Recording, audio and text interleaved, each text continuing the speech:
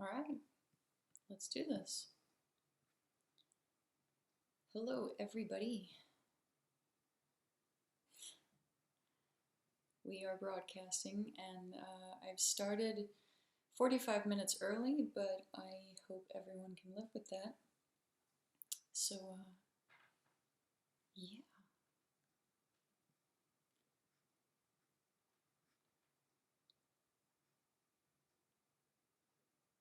We are live. So, yeah, like I said, we're 45 minutes early on this broadcast, but hi, and let's just do a Q&A thing for however long. Obviously, like my channel, this will be about autism, Asperger syndrome mainly, and I can answer any questions that are posed in English or Danish. No other languages, sorry.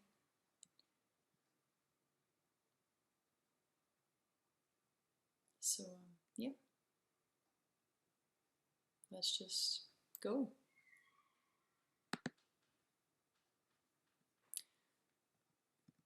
I will just do a quick post on Facebook to tell everyone that we've started.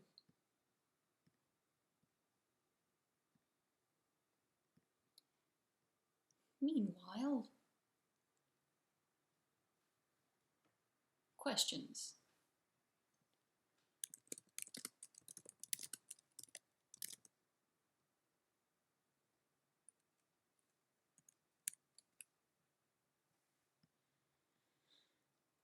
Okay, let's get you out.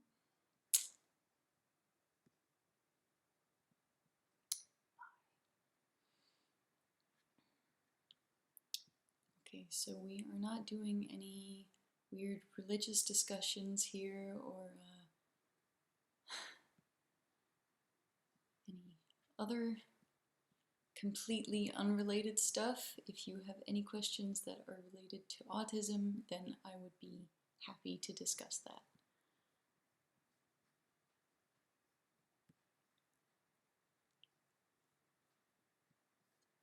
And I am watching the chat.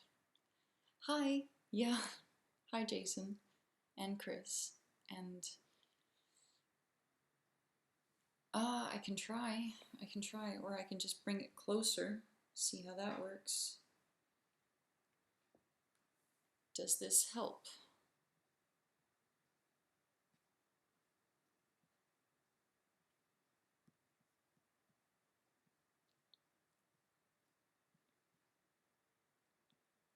There we go. I'm good, thank you. A little bit tired as it's almost 10:30 here, and the usual hours that I'm at uni, I have to go to bed fairly early at night, so this is around my usual bedtime. So I had to push it to do a live stream where it could be a little bit more international.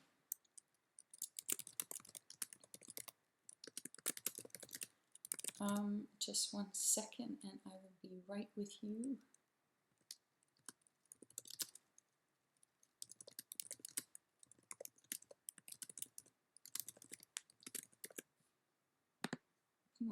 Okay, I am back.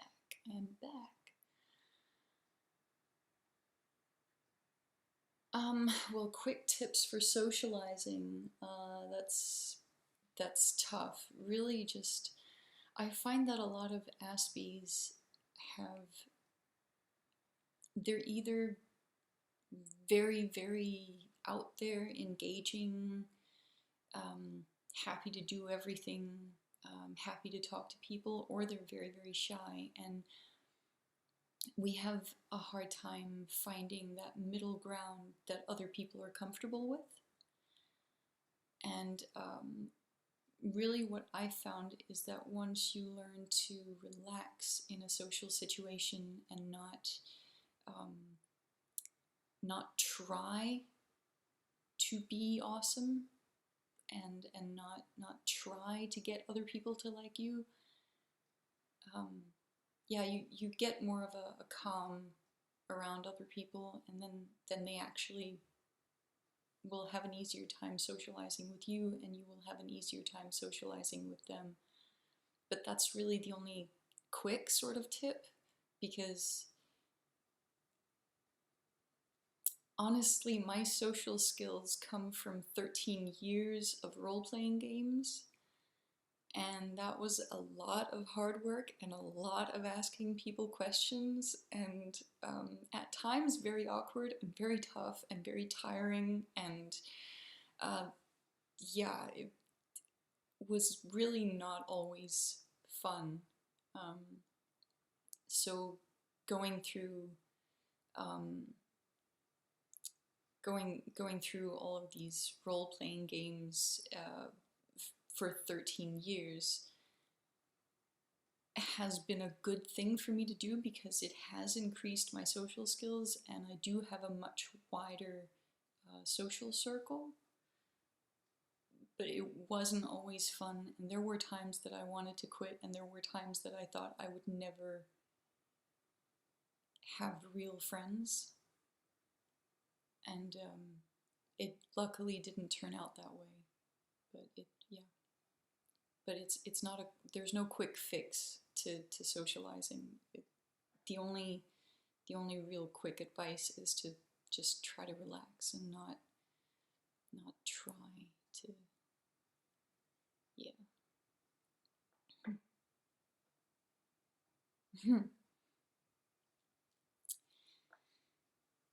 Nickname, that's interesting.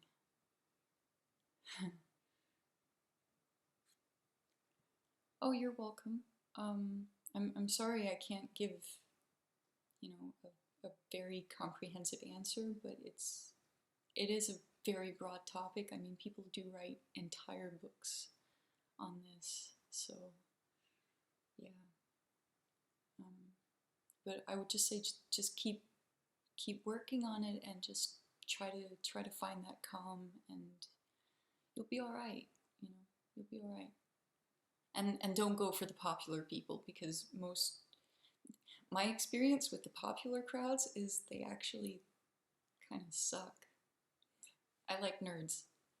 I really prefer nerds.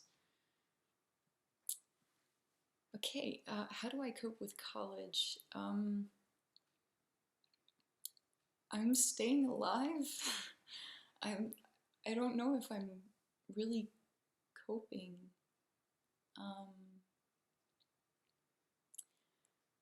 In Denmark, there's a lot of group work, which is murder. I try to really structure my days a lot, and work within a time frame, and whatever I get done in that time frame is just going to have to be enough. I used to really focus on getting good grades in high school, I guess the Danish equivalent of high school, and that was, hard work, but that was focused on just getting the grades. But here it's so extensive, and there's so much group work that it takes all of my energy, and so I have to really just focus on getting through it, rather than focusing on actually doing my best, because if I try to do my best, I'll push myself way too hard for 2 or 3 months, and then I'll just break down and not be able to do anything. So yeah, it's about structuring and just knowing my limits and not pushing myself too far.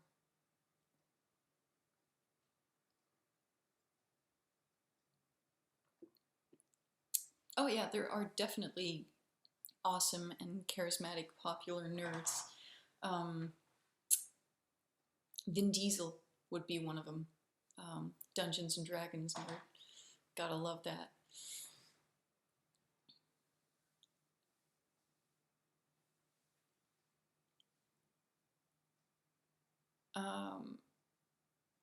Okay, I'm trying to keep up with the comment board here.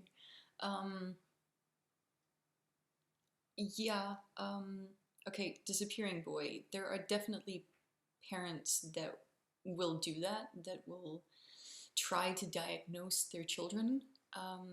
It's usually wrong. There's a reason that diagnosis is a process that one has to be educated in before doing it. It's the same reason that we discourage people from self-diagnosing, because they will usually either miss important things or they will think that certain aspects of themselves are diagnostically significant when they are not. So people who self-diagnose and people who try to diagnose people that are close to them usually end up making mistakes.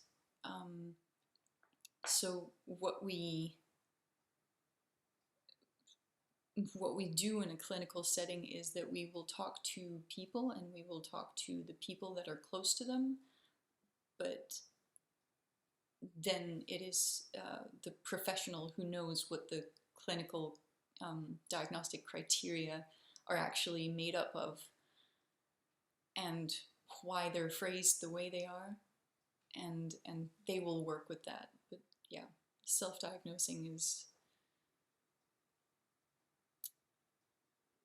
yeah, and parents diagnosing their kids, same thing. It's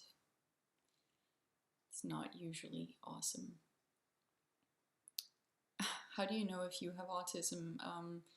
Well, just having a hard time socializing doesn't mean you have autism. That's not the extent of the diagnosis.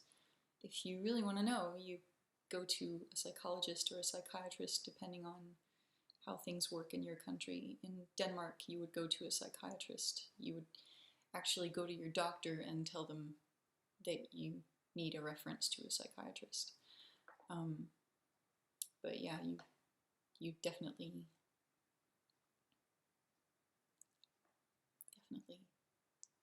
don't need to self-diagnose.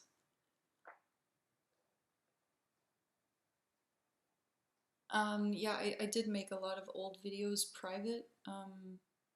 Mostly I did it because I didn't feel that they were phrased correctly or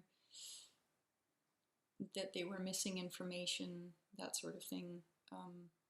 If I've made anything private, then I'm not likely to undo that, but I am trying to make a schedule to redo some of my old videos, make them better. It's a lengthy thing though, and I found that I only really have time to do it during the summer breaks, because, well, like I just talked about, uni is exhausting, and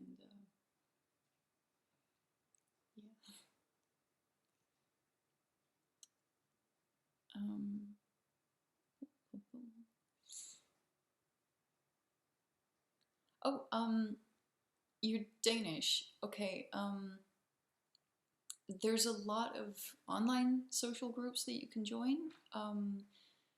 You could go through Livestream and Autism. They have a lot of resources, and I know that there are social groups made out of Aspies that meet up in real life, several places in the country.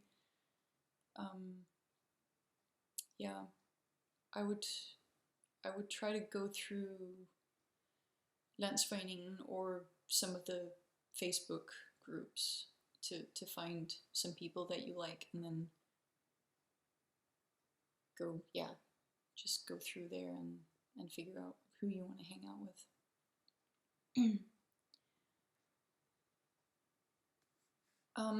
The reason that a lot of adults are getting diagnosed just now is that there's back when they were kids, the diagnosis wasn't as well known. There were many professionals that didn't understand the autism spectrum the way we understand it today, and so there's a lot of people that would have gotten diagnosed by today's criteria back when they were either kids or when they were young, but today they're 40, 50, 60 years old, and they're just now getting diagnosed because the diagnostic criteria have expanded, and because the knowledge of the autism spectrum has expanded, which is the reason for the diagnostic criteria expanding. So yeah, and honestly, they might have not even known that the problems they had were diagnostically relevant, and they just maybe heard about autism when they were adults. And yeah. Okay, the comments are moving quickly.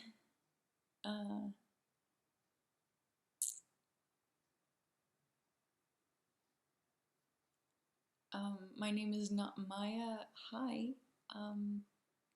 Thank you. This is why I do what I do. I'm just hoping to reach out to people and make them feel less alone and give them some, I don't know, backup, I guess. So I'm really, really happy that what I do has helped you. And thank you for letting me know. It makes me want to keep doing it. Managing energy levels throughout the day. It takes a while to learn how to do that. What I found was first identify the things that take energy and the things that give you energy. Identify how much it either gives or takes energy from you, and then plan your days accordingly. It's a lengthy process, but it has worked for me. I will actually color code my calendar according to how much energy things take. And then just by looking at the colors on my calendar, I can tell if it's going to be a rough day, if it's going to be a rough week or month, and I can make sure to work in activities that give me energy to make up for that. And yes, we did start sooner than we were supposed to, but people were poking me, and yeah, I was here, so I just started.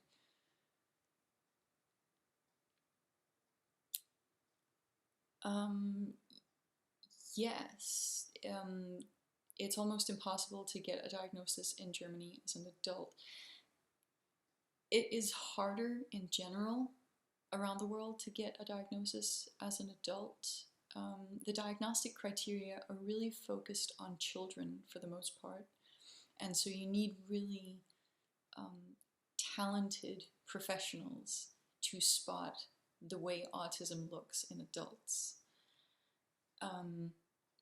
And you need someone who's willing to engage in that. And if your system, your welfare system, your health system is built in a way where it's difficult as an adult to get a reference to get diagnosed, then that's going to have an impact. And we see this in a lot of countries. I didn't know that it was bad in Germany as well. I'm sorry to hear that. But yeah, it is a common thing.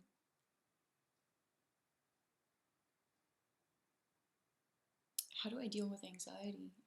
Well, it depends on the anxiety. I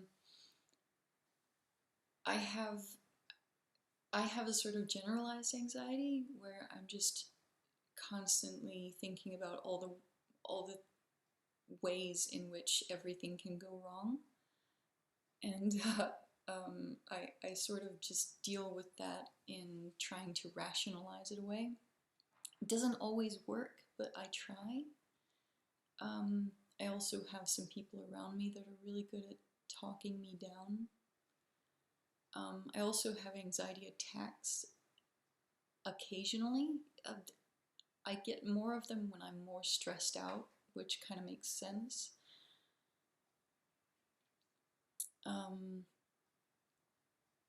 I can sometimes catch them before they get really bad and sort of calm myself back down.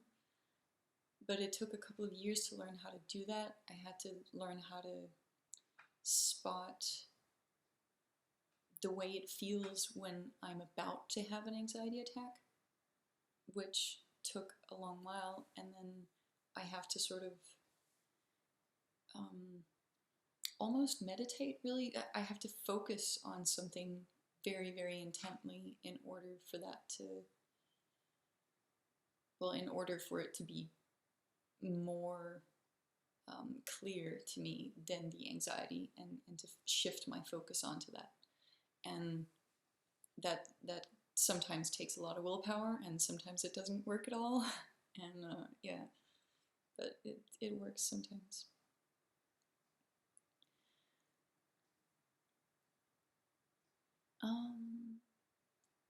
Do you have any interest in genetic genealogy or genealogy in general? I would say that I have a cursory interest in it. I have an interest in evolution. I think it's really interesting to think of things in regard to how they relate to evolution.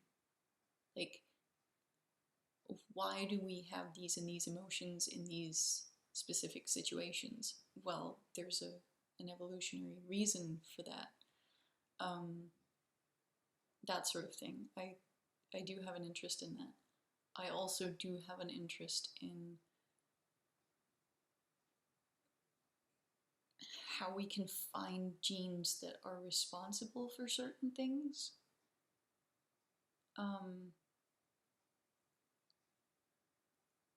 And how we can maybe work with that, but it's not a main interest of mine. Then I would have probably studied something other than psychology.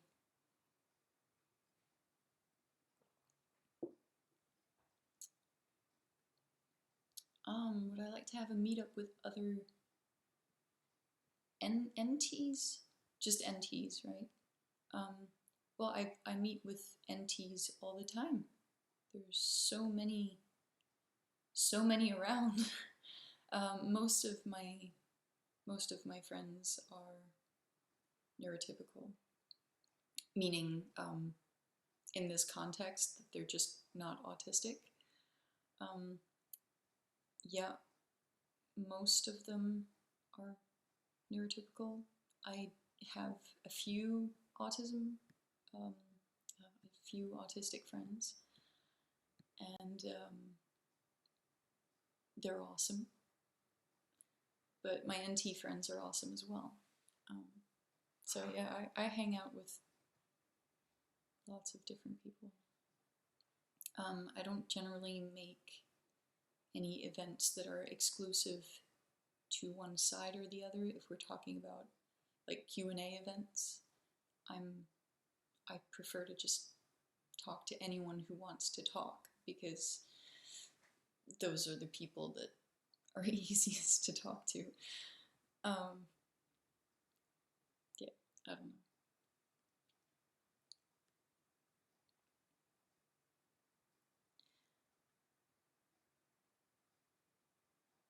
Oh, NNT, non-neurotypical. Well, like I said, I like to talk to people who want to talk. Just anyone, really. I hadn't seen that abbreviation before. I learned something. Hey. Okay. I recall reading that one possible symptom is being hyper-moralistic, obsessed with certain subjects. Yes, that is a symptom. There's a lot of ways that it can come out, though. I mean, a lot of ways that it can be expressed. It's not always hyper moralistic tendencies in that,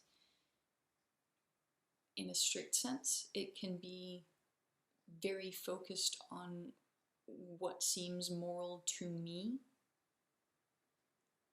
or it can be very focused on objectively what is the law.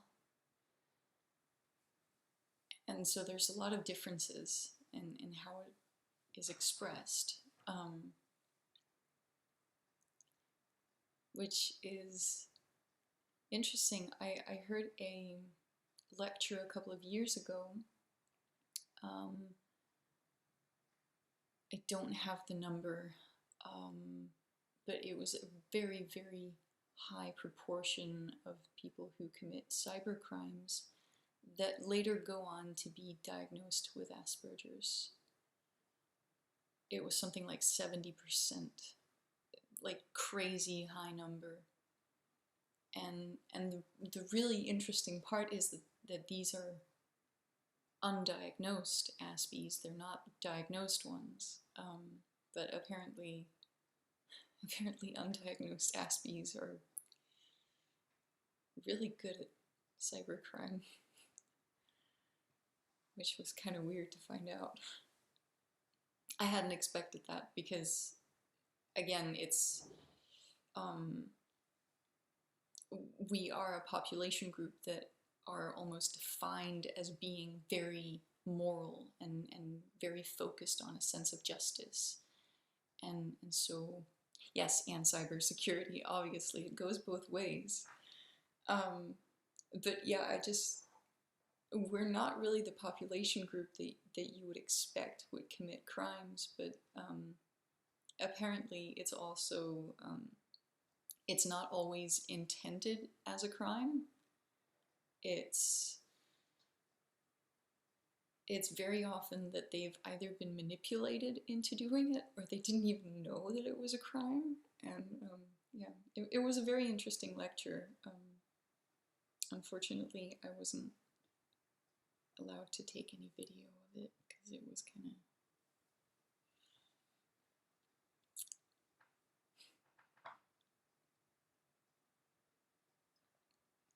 It was an Interpol agent giving that lecture, so... But very, very interesting, and I would love to see that again. Love to talk to her again.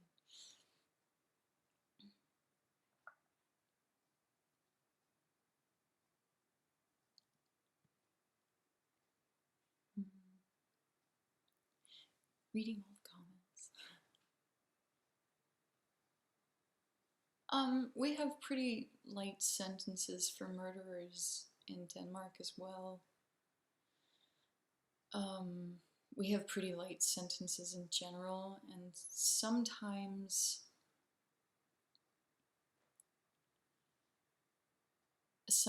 it really bothers me, but then I also have to sort of juxtapose that opinion and that feeling with the fact that our recidivism rate is so much lower than many other countries. So I'm kind of torn between that feeling of they don't get punished at all for what they've done, and we actually do rehabilitate so many people.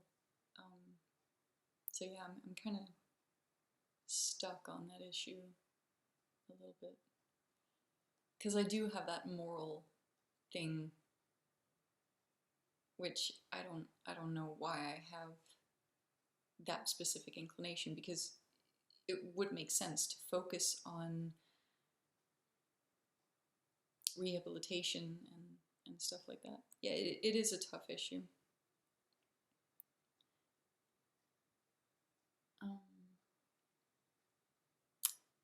Yeah, it is okay to ask general questions. And just as a side note, it won't be possible to get video of that lecture. We weren't allowed to even take a picture. We were allowed to take notes, and I can probably maybe get some of the slides. I'm not even sure. They might still have them. But yeah, it was very, they weren't even allowed to put her on the official program. So yeah, it was, going to conferences is really interesting because once in a while there's a lecture like that that's kind of classified, which is, yeah, it's interesting. Okay, I'm just reading again. Do you feel autistic students should attend different schools?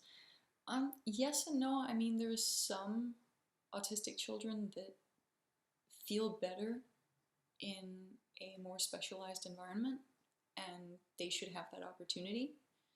I think I was pretty well off being in a regular school, but if I had been diagnosed as a child, which I wasn't, I was diagnosed at 16, which is when our elementary school ends, and I think it would have been nice to have some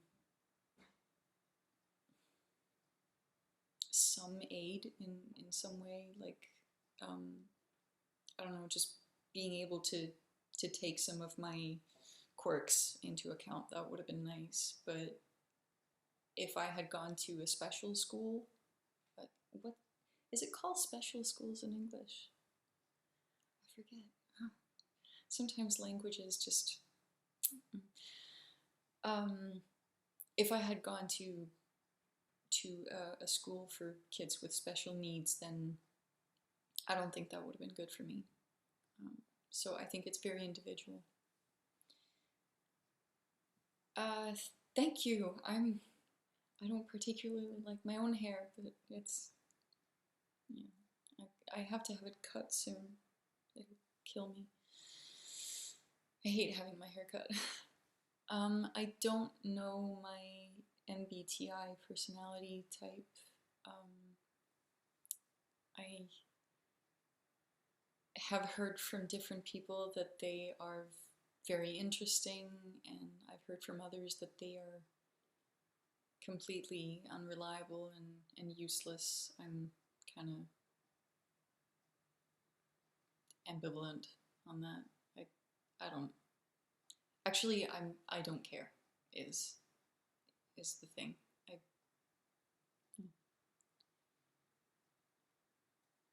What do I think about pretending to be NT or be yourself? I think there's a distinct difference between pretending to be neurotypical and learning social skills that help you adapt in the neurotypical world, and then being yourself.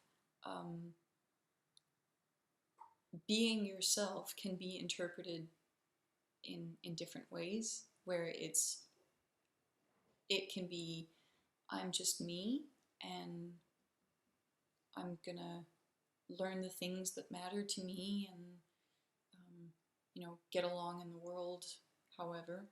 Or it can be, I don't care what you all think about me, I'm just going to be myself, and if that upsets you and if it hurts your feelings, then you can all just go to... And I don't like that way of being, because I do think that it matters how other people feel. So the softer version of be yourself, I'm cool with that. And the sort of harsh, rejectionary version of it, I am not a fan of that. Pretending to be neurotypical, actively pretending, can cause serious issues and can result in identity issues after some time. I think I almost got to that point, and then I sort of shifted my perspective. I think also some of it was just growing up, but the way I see it now and have seen it for the last 10 or so years is that I'm not learning how to be neurotypical. I'm learning how to translate who I am into a language that they can understand so that we can communicate better. Because if I can't tell them who I am, if I can't tell them what I want, what I like, then they won't know. And then we're bound to have misunderstandings, and we're bound to not like each other because we can't communicate. But if I can communicate in a way that they understand, then we're much better off. And likewise, if they can communicate in a way that I understand, we're better off. But first, I have to initiate that, because I can't take it for granted that somebody else will. So, yeah, I'm learning how to speak a new language. I use this metaphor very often, calling it like a second language that I speak. But some of it does get automated. It does become sort of just the way you are after a while. Some behavior just gets stuck, kind of. I don't mind. I'm no different.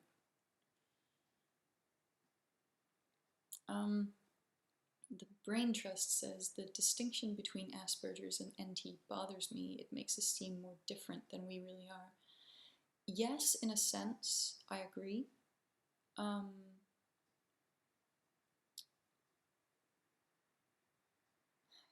there's so many new comments. It does in some ways make us seem more different, but the way I see it is it's just another word that describes who someone is. It describes a way that our brain works. And to me, it's no different from saying, I'm a role player. That's an identifier for me. That is a part of who I am. It's a part of my identity. It's a part of what I like to do, how I think about the world. And so is being an Aspie. So for me, it's just another word that describes who I am, how I perceive things, how I feel, what I like. And I mean, every Aspie is different, every neurotypical is different, every role player is different. You know, nobody's the same no matter which word, which label you put on them, but it is a starting point for a description of someone. And yeah, I don't know, it just, to me, that's just a way of communicating. What is your biggest dream? You know what? I found that my dreams change a little bit. My biggest dream used to be that I wanted to be a pop star. I was convinced that this would happen, and I was very excited about the idea of singing for a living, performing. And the older I got, the more I learned about the music industry, and the more I learned about what it would actually be like. And eventually I thought, no, I don't want to do that. And I've, I guess, had sort of a bunch of different things that I wanted to do. But I think I'm at the point now where my biggest dream is to move back into a house and not have to live in an apartment anymore. I've lived in apartments since I was 12, but up until then, I lived in a house. I grew up in a house, and I miss it so much. Just the privacy of not being able to hear it when your neighbors are walking around. So that it sounds weird maybe, but that's my biggest dream. Jill Carr says, should I get diagnosed before I turn 18? It is easier to get evaluated when you're a minor. So I would recommend that if you think that you qualify for a diagnosis, then it would make sense for you to get evaluated before you turn 18.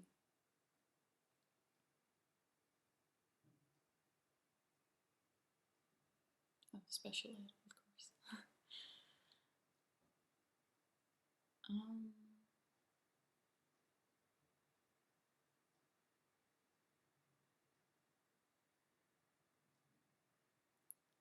I'm just reading through stuff. Oh, it skipped.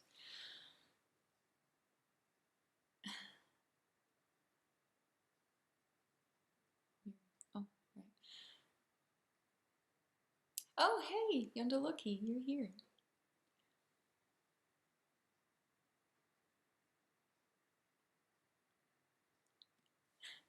The comments are going way faster than I am, and reading through them, when I scroll, sometimes it skips to the bottom, and then I miss everything else.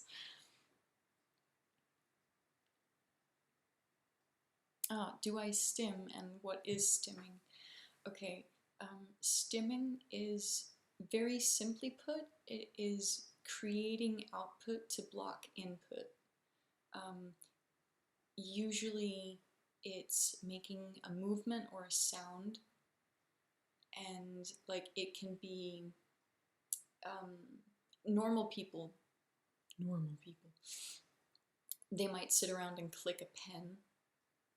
That's actually stimming. They just don't know it. And our sort of stimming is just usually more obvious, like rocking, pounding your head, or humming, you know, any sort of, yeah, you're creating output really to block a sensory experience that's going on. I don't stim a lot. I do usually sit around and do things with my fingers, like I might stroke my nails really hard. For some, I'm not really creating pain, but I'm creating pressure, and that helps me to focus. Or I'll just sit, twirl my fingers, and create a sort of, yeah. So I try to be subtle about it. I've learned to pick the stim that is less obvious, because honestly, if there are strangers around and I'm sitting around rocking, which I used to do, they will be more likely to approach me and ask me if I'm all right, and I don't want them to do that. I just want to be allowed to sit and rock. Yeah, I've stopped doing some of the more obvious things. I also have certain necklaces that I might wear if I'm going out in public that I can squeeze. They're usually larger pendants.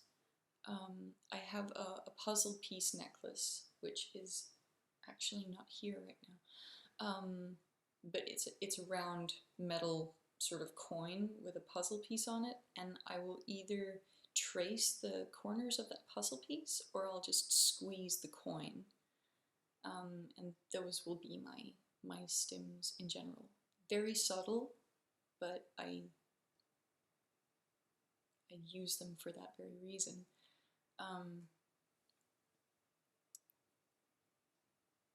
What else do I do? I don't know. I guess I do a lot of different things. I do have ways to block input that don't need me to stim, though. I mean, if I go in public, I'll usually wear shades, and I'll have music with me. Just block any unnecessary sensory input, really. So, moving on. Have you ever had trouble distinguishing your personality from others? First off, hi Yondeloki. Be talking about that later.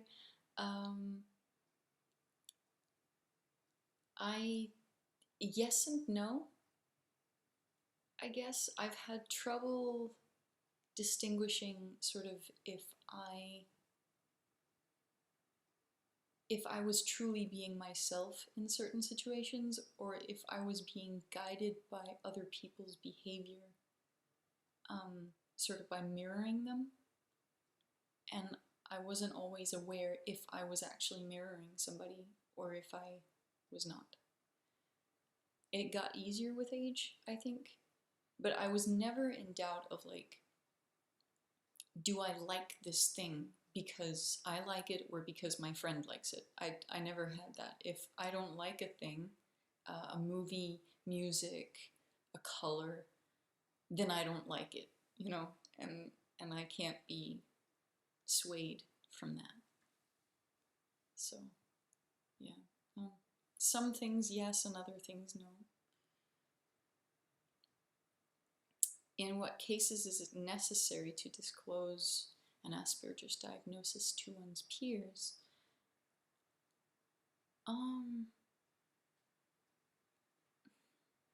It really does depend. First of all, the thing that's most important is, do you want to tell?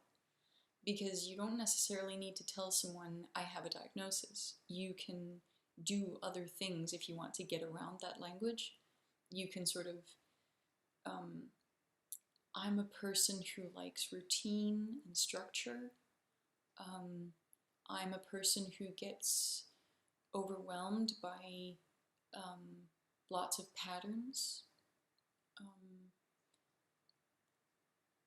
I'm a person who, whatever, really. So you can get away from the diagnosis language if that's what you want to do. So I don't think it's always necessary. What I find is that it makes a lot of conversations easier for me, but that has a lot to do with the people I'm around. I have a lot of really, really cool friends that are very accepting. And so for me, coming out as an Aspie wasn't difficult. You know, I didn't have to worry about it. I also didn't really care, because to me it was sort of, hey, if you react badly to me telling you that I have a diagnosis, then we weren't going to be friends anyway. But if you do, if you're in a situation where you feel that you have to tell, then you can tell. But it really comes down to what you think, what you want, because you can avoid diagnosis language if you want to. I would say that if your symptoms are causing problems in your family environment or in your relationship, in a friendship, or at work, then it might be a good thing to let them know. It's because I have Asperger's, I'm working on it, and if I do this thing that bothers somebody, then please let me know so that I can try to change it, because I'm not always aware of it, for example. But I always, when I disclose to somebody, I try to make it as drama-free as possible, and I try to make sure to only include the necessary information.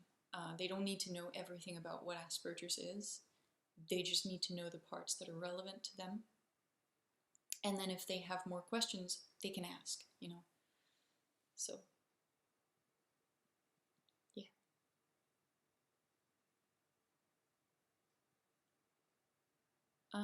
Pablo asks if I sing any mantras, like repetitive patterns. No, I don't have any singing thing. My stims are usually physical.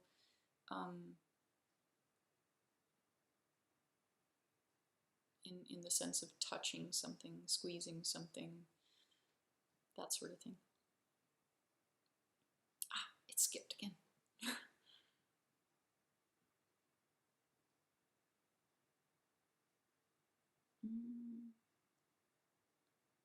Okay, the comments are way ahead, man.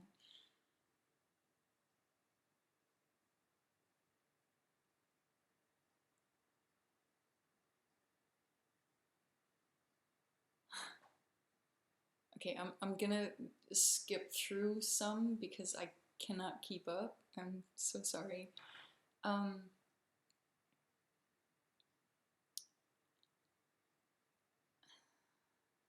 OKC Dark Sage says, "You're a talented musician, please don't stop writing." Thank you. I'm glad that you think so. I don't actually write anymore. I think I used it as therapy, and the happier I got and the more stable my life has gotten, the less I'm inspired to write anything, because whenever I write something, it's usually me putting pain on paper and dealing with it that way. So yeah, I don't really write anymore. I do still play and sing occasionally. Yeah.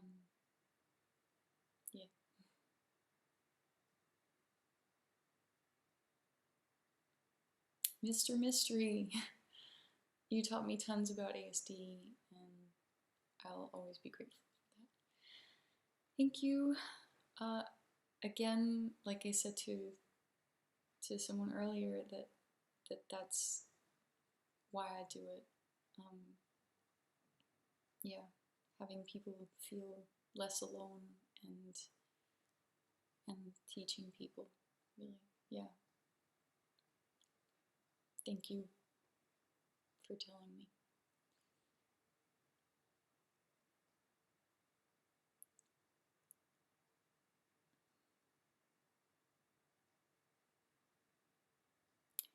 Showman, how would I, as an Aspie, date a female that shows potential as a life partner? My life with Asperger is debilitating when I hope to find love and someone to share my life.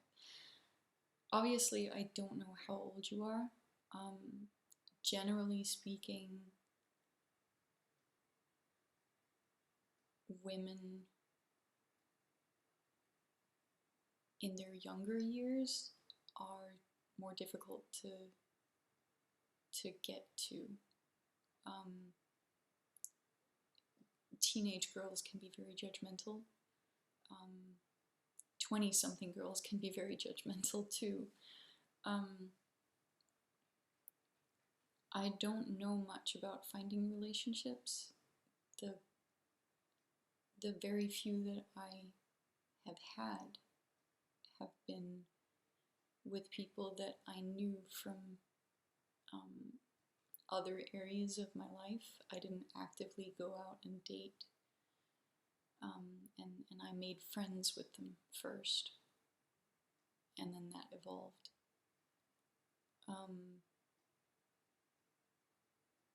But I think as a quick piece of advice, because again, this is the sort of thing that people write whole books about, and there really are lots and lots of books about it. But the quickest one advice is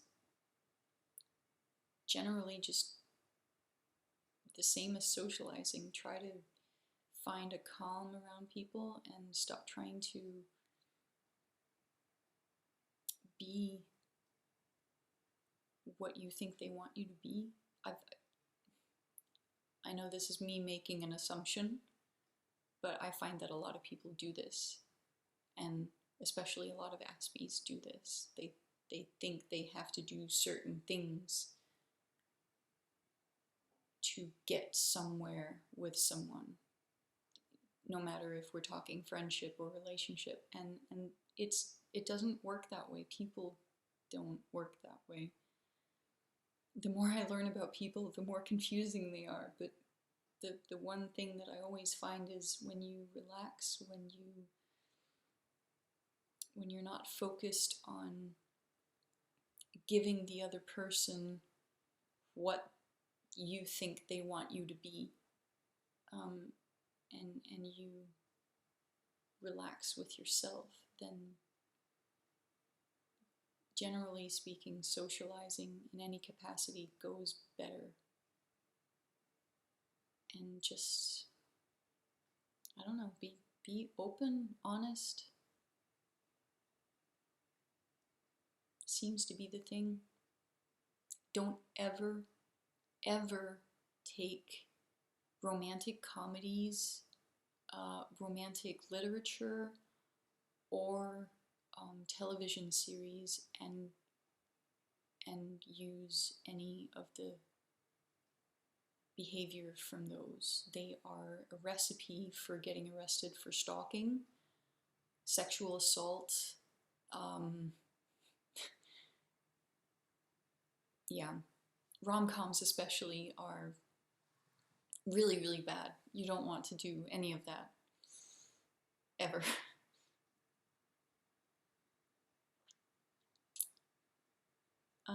Matthew Vick, what are the new levels of autism in it's DSM-5.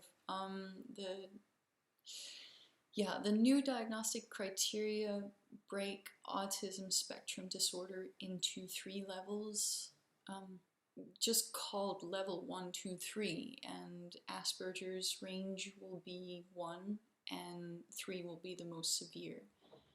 And then each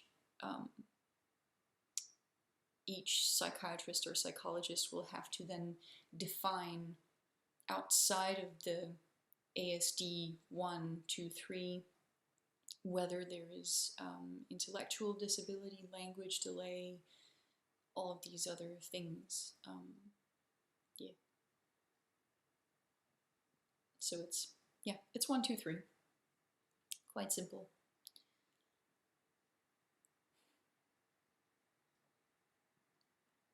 There are so many nice comments. Thank you, guys.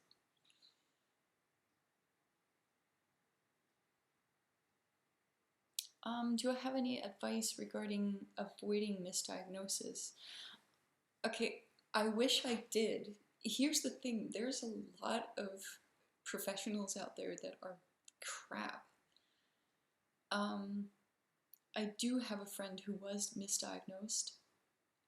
She was actually misdiagnosed as an Aspie.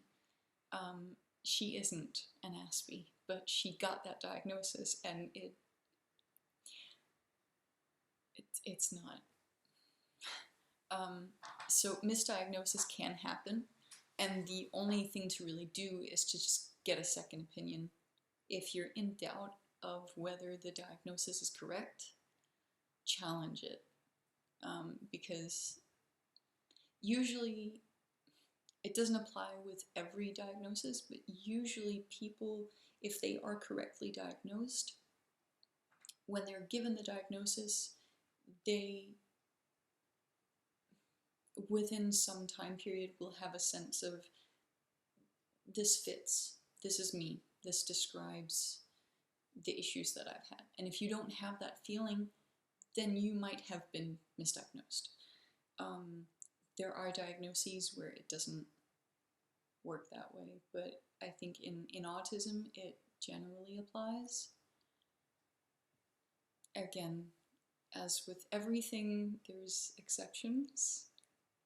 But yeah, if you're anxious about getting misdiagnosed, then just know that you can always have a different professional evaluate and challenge the diagnosis.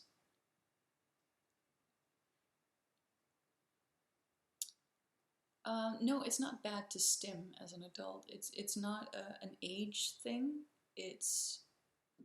We have sensory sensitivities and we need to cope with them somehow, and stimming is just a mechanism of doing that. I mean, even just sitting here, I'm dealing with the emotional awkwardness of being here by sitting here and twisting the cap on this thing and just I mean it's completely ridiculous, but it calms me, and that's okay. And yeah, I mean, if I had something else here, I would do something else, but this is what I've got. So this is what I'm doing. And I don't know, I just don't think that we should be ashamed of finding ways to cope with the world. You know, it's our life. We have to live it. So, hey.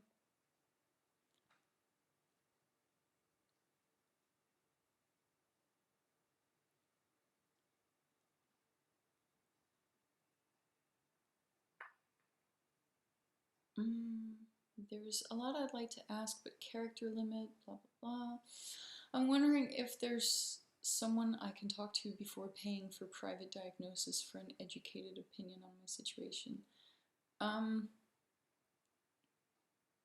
don't know. It really depends on your questions.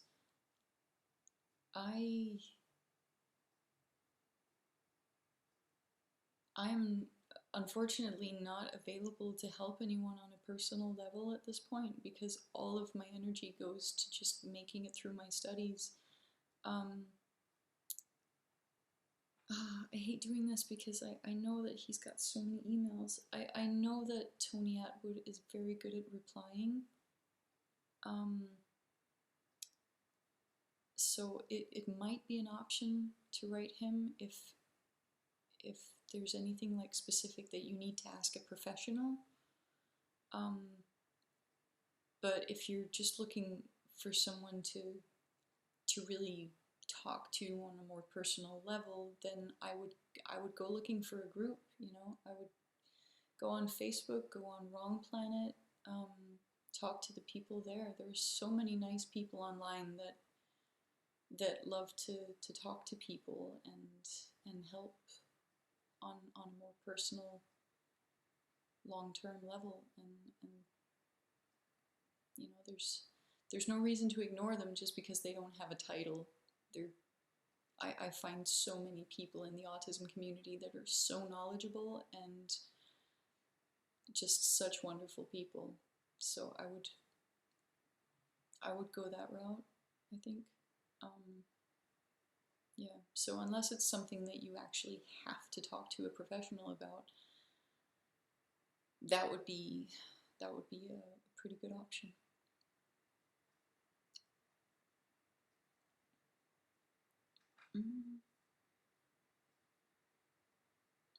It skipped again. It keeps skipping. Damn. Okay. Okay. I'm sorry. I don't know how this is supposed to be pronounced. Shalmali? I don't know. I'm sorry if I butchered that. Hi, can I ask how and to what extent you socialize with NTs, university friends, etc.? Do you go on nights out with your university classmates? No, I've been to one party at campus since I started. That was about a year ago. I socialize with them during class.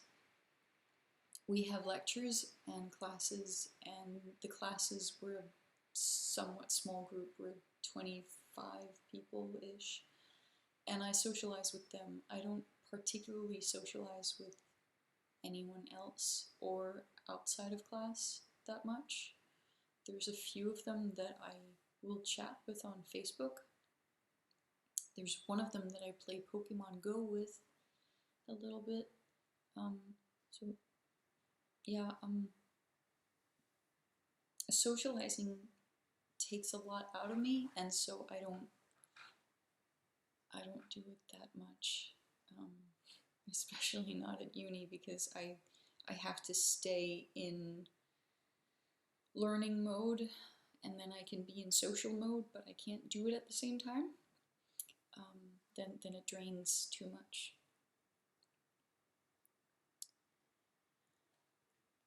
William Distracted, how much similarity and dissimilarity have you observed between male and female Aspies?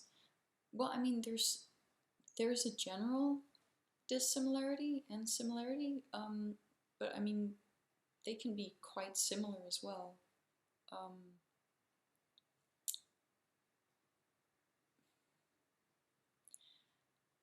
I guess what I see is a little bit different than the diagnostic criteria because I mostly meet adult Aspies, but you have the classic profile and the female profile, and they have sort of descriptions of things that will be a little bit different. Like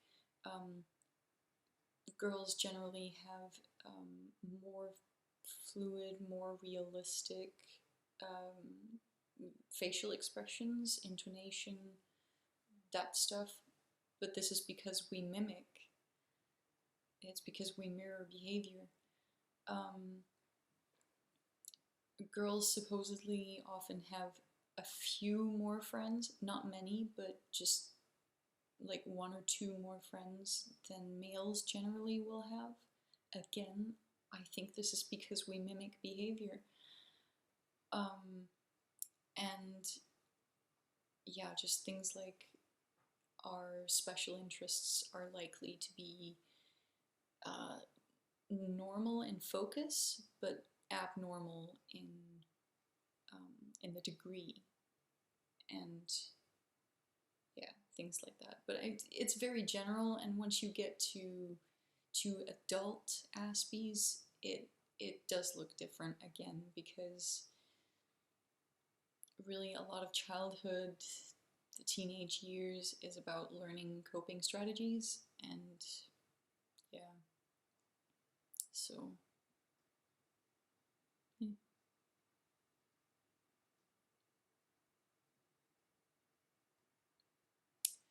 The Brain Trust asks how Asperger's affects my sexuality. I don't think it does.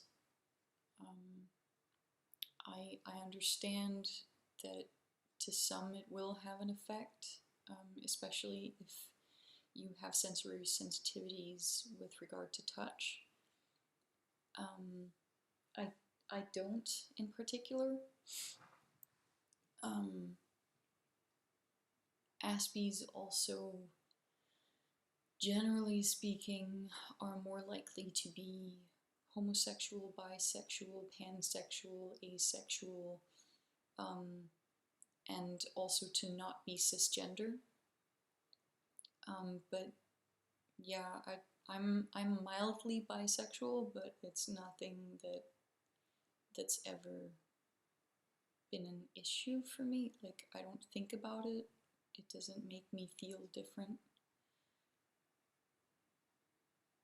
Yeah, so I don't think it affects me in that way.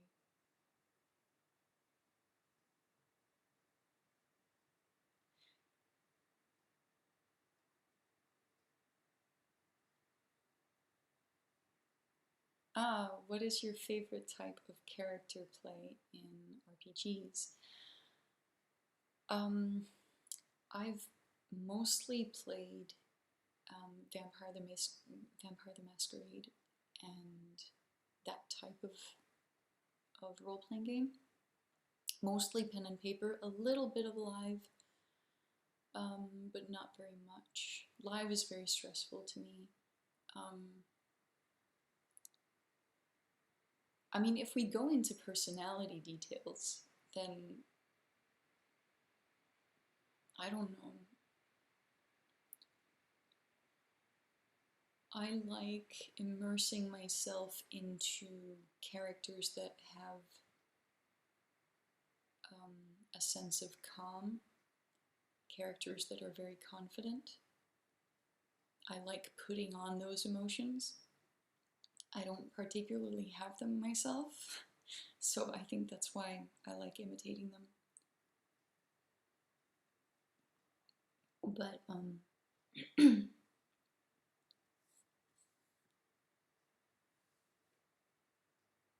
I don't know. I could talk about that for hours.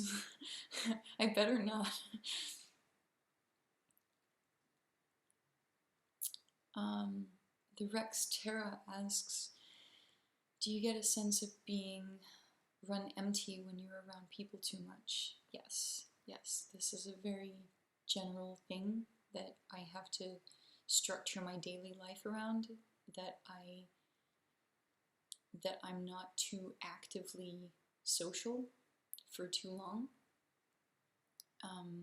I can have like one day where I'm social all day, but then I need to be alone the next day to recharge. And I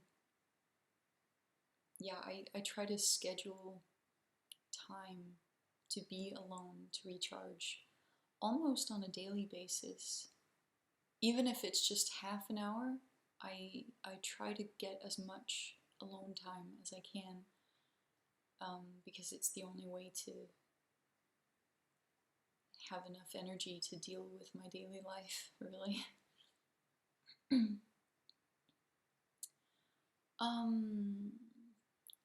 Kim asks, why are most NT people unable to empathize or understand Asperger's and other diagnoses? Well, here's the thing. Obviously, there's been a lot of talk about autistic people lacking empathy, and what I find is that it's a two-way street. It's not just that we don't understand them, it's that they don't understand us either. It's like we're working on different radio frequencies, or we're running different different systems. Like they're running Windows and we're running Linux, you know, and they don't get it because they don't run the same program that we do, and we don't get them because, I mean, you can learn about Windows, but you can't live it if you haven't lived it, you know. Yeah, so I really feel like it's a two-way empathy problem, and yeah, they'll never get it unless they are educated about how we are and how we think.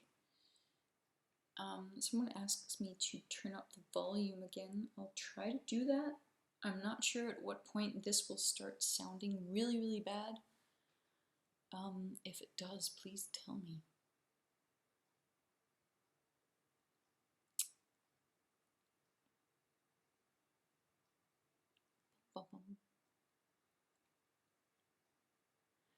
Sandra asks me, hey, are you prone to self-monitoring your behavior and language a lot? It depends on the situation. I try to, but it's exhausting, so I often will only be able to do it for a certain amount of time, and then I crash, and then my filter of stopping myself from saying things that I shouldn't say, for example, it just disappears. And then, yeah. So I can do it for a certain amount of time if I have to, but I generally try not to waste my energy on it. I mean, I spent such a long time learning how to communicate in ways that are similar as possible to the neurotypical way of communicating, and some of it is automated now, but it's really just, I've gotten to a point where I feel like it's acceptable. They get me now, and if they don't, they're not putting in any effort. So yeah, I'm done with that now. Or I've just gotten old enough that I don't care. I don't know. Bronan, as someone on the spectrum, would you date a neurotypical person, or would you prefer your potential mate to also have Asperger's? I have dated 3 guys in total. The first one, I'm not really sure about. The second and third, who I'm still with, both have traits. None of them are diagnosed, but they definitely have traits. And Michael, who is my current partner, we've been together for 10 years, 10 and a half years, and he definitely does have traits. He's aware of them, and it works really well. What I found is really important is that I'm not so sure this has anything to do with whether or not he's an Aspie. What I found is really important is that he's calm, and he doesn't freak out when I have anxiety attacks or when I have depression attacks. So when I get stressed out, he can deal with that very well. So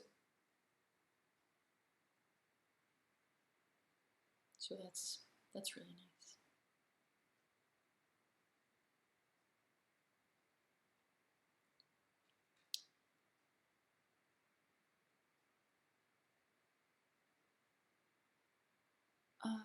Craig asks, is there any resting brain quirks / working brain difference with Aspies? I know there are differences, but I am not well versed enough in the science of that to actually explain it.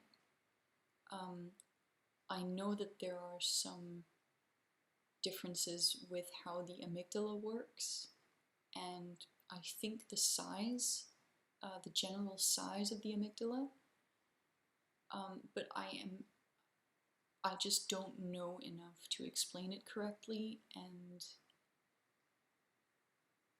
well, when you have an audience of autistic people, you're bound to get really, really corrected if you say anything wrong. So yeah, that's pretty much as far as I can go with any real degree of confidence. But I do know that there's a lot of research on it, and there are some demonstrative differences. I'm just not well versed on the specifics. Sorry.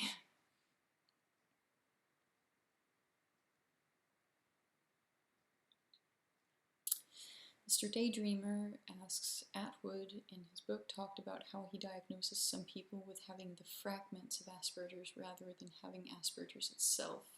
Can you elaborate? Well, I mean, first of all, every person with Asperger's autism is different, and the way autism is expressed in us will be different. But there is some talk in the professional community about people who are the Asperger's phenotype, meaning that they have traits that are quite obvious and that quite obviously are autistic, but they don't have enough traits or severe enough traits that they are of clinical significance.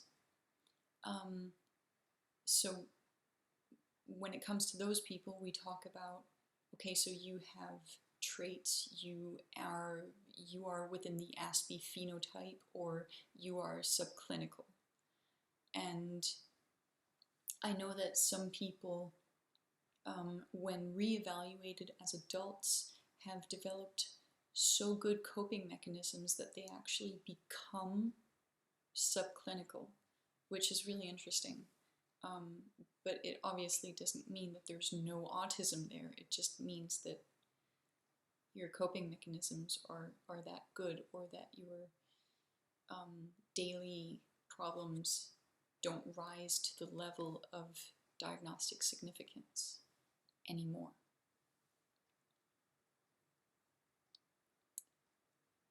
There's no specific line where you can tell, okay, on this side you're a phenotype Aspie, subclinical, and on this side you're not. It's really an individual judgment that you make in the clinical setting. The general rule, the thing that we keep in mind is, does this impact your daily life? Is this something that impacts your life in a negative way that you need help with? Or is it that you have some quirks, you know? And it's generally that distinction that will decide, rather than you have X number of traits.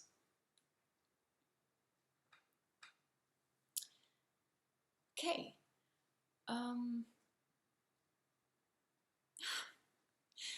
Yeah, it keeps skipping. I just had, there we are. Okay. What time is it in Denmark? It is 35 minutes past 11 right now, which is past my bedtime normally.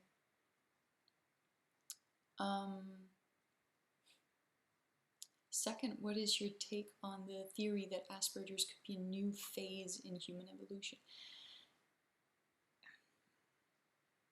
I understand why people think in those terms, but I also think that the idea that this is a new phase in human evolution is faulty.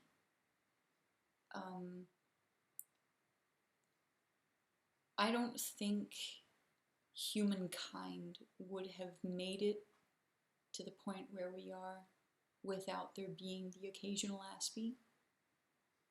I think it's possible that we were less common earlier. Obviously, can't be sure about that. But I mean, we know there are genetic markers. We know that there is a genetic component that makes up a quite significant part. But I don't think we're new. I think we go way back. And I think that we're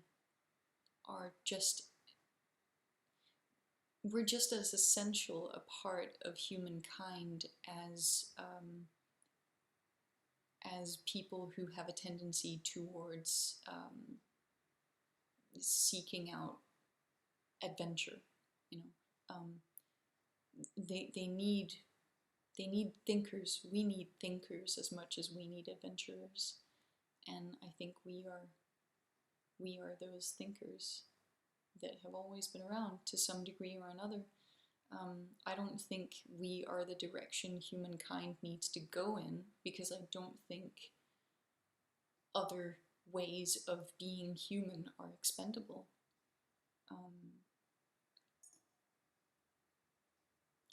Yeah.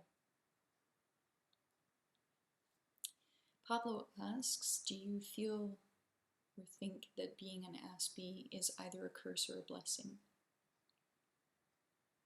I think it's just a different way of being human. I mean, I think we're a natural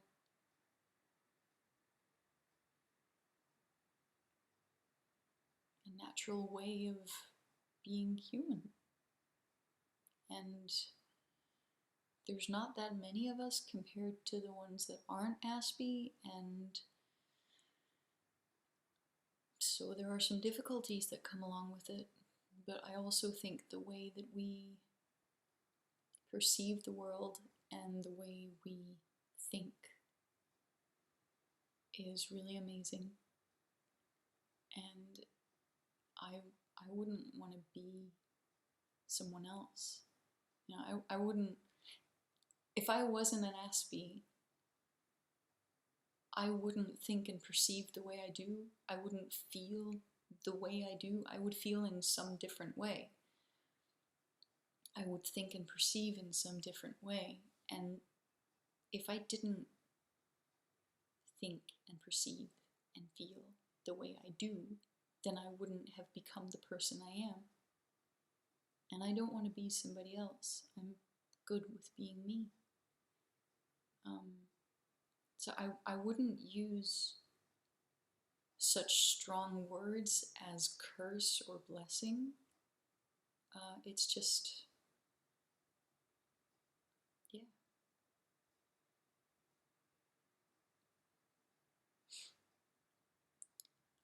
Tassos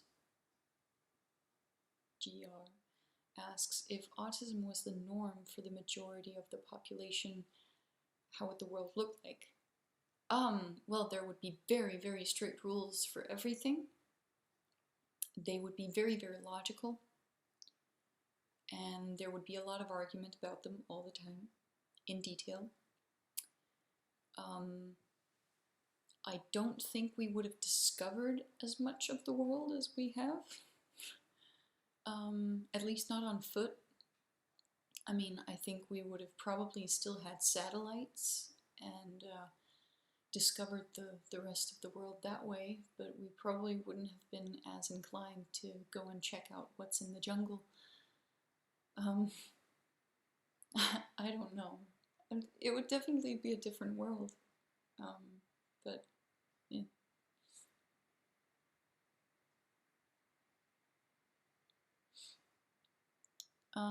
Dolan asks, I'd love to hear your thoughts on Savant syndrome and its manifestations in autistic people. I don't know. Some people are really, really smart, and some of those really, really smart people are also autistic.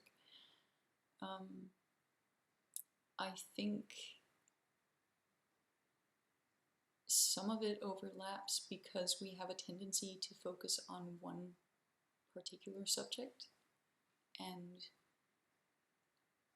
that usually happens because we understand that subject somehow, naturally, without having to learn it.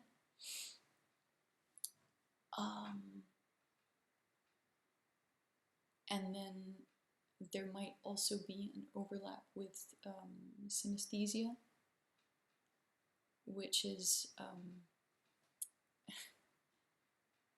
I want to call it a special kind of sensory sensitivity, but it's not really. It's, synesthesia is when one sensory input is registered as a different type of sensory input. So you, instead of seeing colors, you hear colors, or you see sound. And I have heard of several autistic people that, for example, they see maths. They don't see the numbers, they see maths in like a landscape form, for example. So in their mind, when they're looking at a math problem, it becomes a painting. And so I think that could have, I don't know if it is synesthesia, but it could have an overlap with it. I'm not really sure. Chris asks if it's normal that a guy mimics things too. There are definitely a group of Aspie guys who also mimic or mirror behavior, and that's not abnormal. It's just not as large a proportion as it is in the female population of autistic people.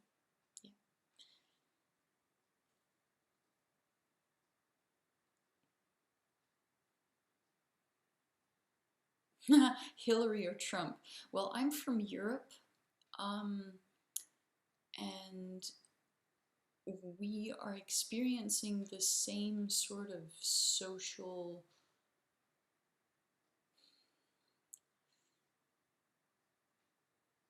chasm that you see with the Hillary versus Trump thing. It's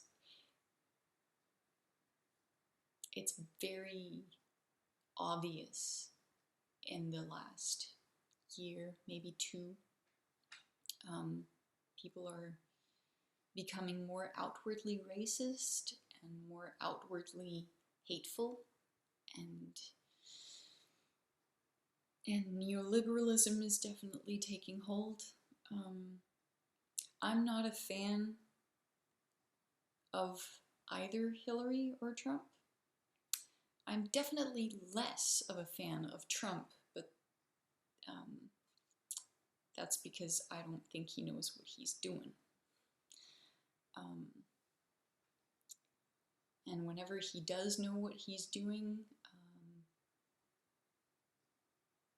he's obnoxious. I don't think Hillary necessarily is a good person. I think she's a better politician because she has experience.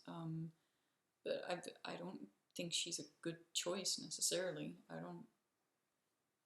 But I really don't focus that much on American politics. I mean,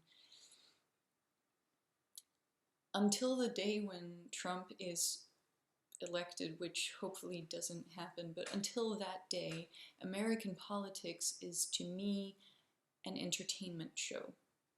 It doesn't look like politics, it doesn't feel like politics, it doesn't look or feel serious in any way. It just seems like it's a reality show. And it's quite disturbing to watch, actually.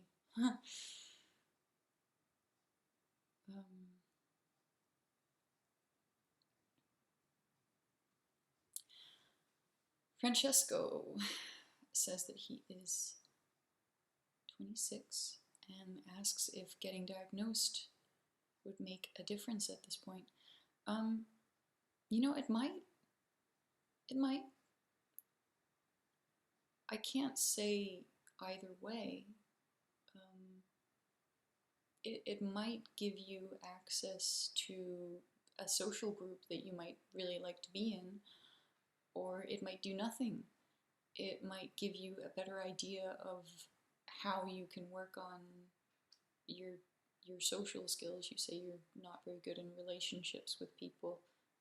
Well, you know, it might give you an idea of how to move forward with that. But it might also not. It really depends on what's available in your country and how you work with the diagnosis if you get it. But I mean, so much of what you can do with a diagnosis you can do without it as well. I mean, there's so much literature available. There are so many social groups available, especially online. So I mean, if it's something you have to pay for, I would definitely weigh that.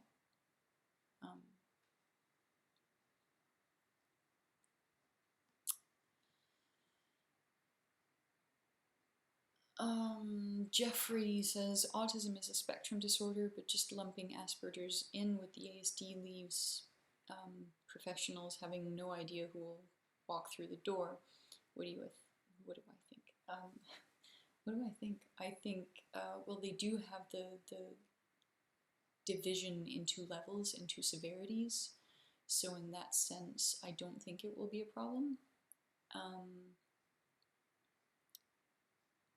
There are benefits to combining the diagnosis. There are definitely also downsides. Some of the benefits might be that it will be easier to conduct research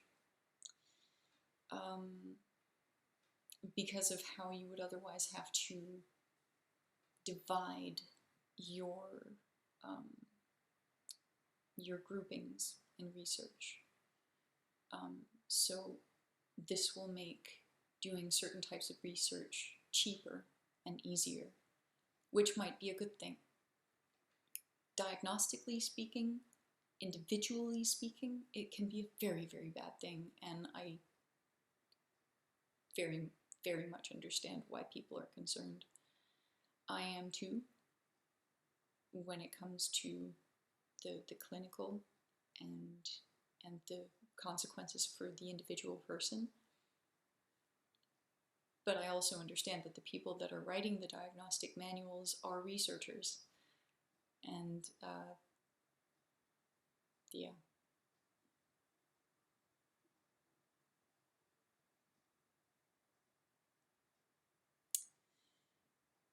it has consequences for us.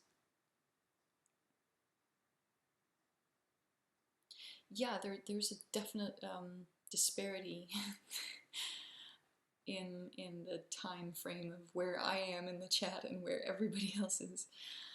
I'm sort of thinking about just skipping down, but I feel like I'd be ignoring so many questions on the way.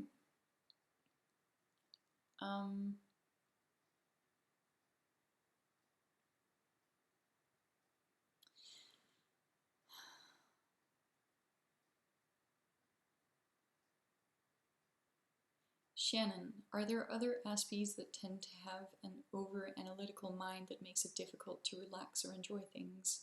Example, picking up an apple, but instead you think about the color, touch, density, instead of just an apple. Yes, this is one of the key aspects of really being an Aspie, is that you constantly have all of these simultaneous sensory inputs that seem to be just as important. And your mind doesn't automatically prioritize the way a neurotypical mind would. For some, this gets easier with age, and for others, it doesn't. I know that it was definitely harder for me when I was a child, but I also do know adult Aspies that experience no change. And it's super annoying, but you can also think of it as a strength. You're never gonna miss a bad apple, for example. You know, you're gonna know because you notice those things. I don't really know how to turn it off except find a form of meditation that works for you. Don't stick to conventional types of meditation. Try to look around and find different alternatives if the more traditional stuff doesn't work for you. I can't meditate traditionally. I have to find other ways to focus. Takes a while to explain, but yeah, just find a meditation form that suits you, and that might help you. I can't promise that it will, because like I said, for me it's gotten easier with age, but it's the only advice that I can really think of right now.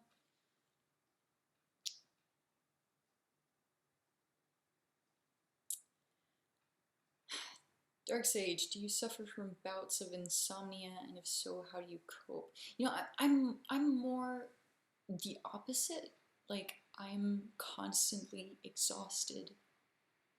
I do have trouble falling asleep, but once I am asleep, I don't wake up.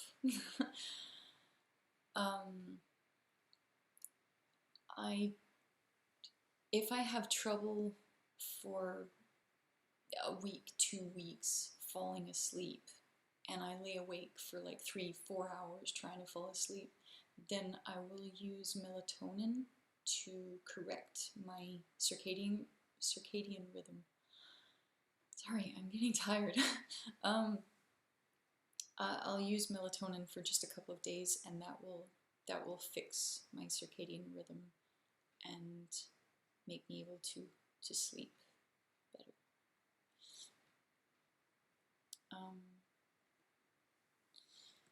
OneMax991 says, how do you read the opposite sex? Big question.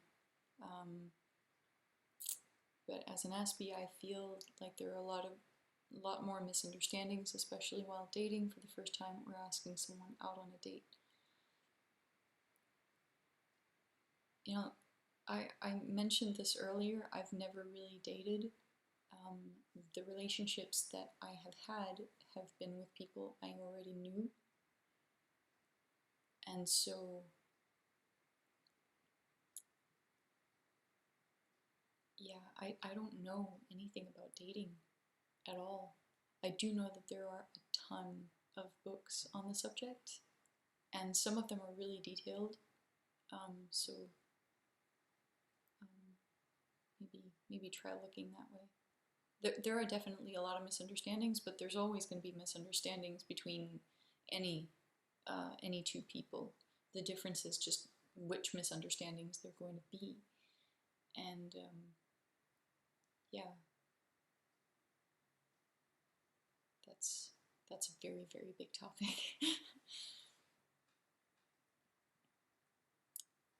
Okay, it skipped again. I'm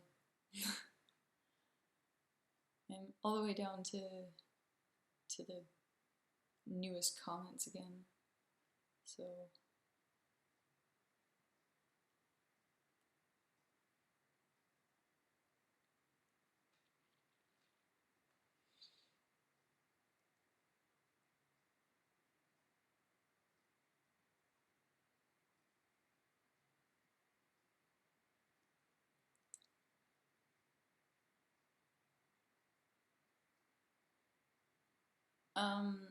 Kim asks if I will recommend professionals like psychiatrists or doctors on my website. Usually not personally recommending them. I will recommend tools and websites. And of course, I will recommend the people that I work with, as well as people like Tony Atwood, who I know personally, and I've seen his clinical work, and I know that I can vouch for that. But I don't know enough professionals from their clinical work that I can really say these people. And the ones that I do know are in Denmark or Australia, and so yeah.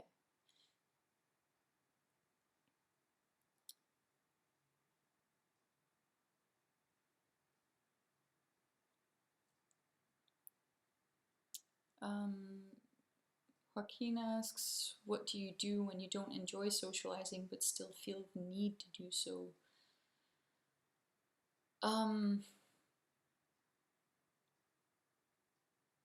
It really depends on the situation.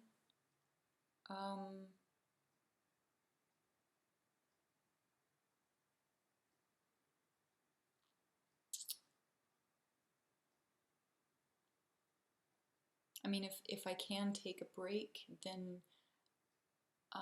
I'll, like if I'm at a private party and like either a family get together or something like that, then I might excuse myself and go to the bathroom, even if I don't need to, but just stay out there for a couple of minutes and sort of regroup mentally, and then, you know, get back out there and get back to it and be polite and do all those things. But that's, if I'm not able to do that, then it's just soldier on. Really kind of sucks, but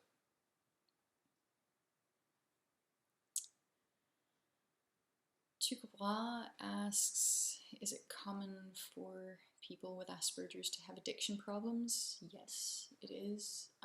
Unfortunately, a lot of people end up self-medicating with alcohol.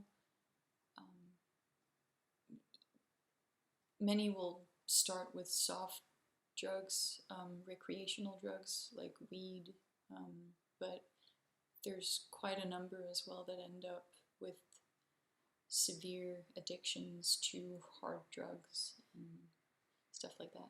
So, yeah. Kyle, is comorbidity of autism and ADHD still common, or has that changed? No, it hasn't changed. The DSM doesn't really change any of that, because when you have comorbidity, you really get the diagnosis sort of separately. You just, one is just your main one, and then the others are comorbid disorders. But I mean, if you qualify for one and you qualify for the other, then the correlation will still be there. And it really hasn't changed at all. Perhaps the specific numbers of how much things correlate have changed a little bit, but the overall, no. Yeah. What were some of the special interests you had in childhood? Yeah, I did mention dinosaurs in one video. That was my main interest as a child, dinosaurs and Lego. It switched to music fairly early. I did have a phase with Robin Hood. Yeah, but then it switched to music, listening to music, listening to specific artists. Yeah. I was really into the Backstreet Boys and Michael Jackson,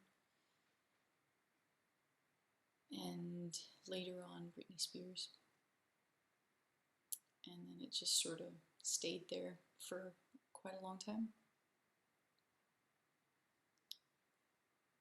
Is there anything that still puzzles you about neurotypical behavior? Or would you say that you fully understand? I don't fully understand neurotypicals. I don't fully understand me or other autistic people. I don't fully understand anyone, and I don't think I ever will. I mean, I'm not studying psychology in order to achieve full understanding, because I don't think it's possible. I think some degree of understanding is possible, and the closer I can get to understanding neurotypical people, the better, but I have no hope that I will ever fully understand them. And that's okay. They don't understand themselves either.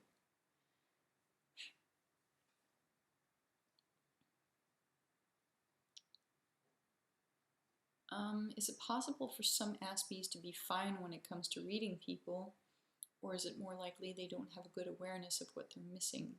If so, what would account for this? I would say that it can be both. I mean, I do know people that are at least in the phenotype of Asperger's that are really, really good at reading people, but then it's like almost a special interest for them, where they study it and actively conduct experiments with it and stuff like that. But very often it's the other way around, where you think you're really good at something and you're actually missing certain things. And I see that a lot more than I see the other thing.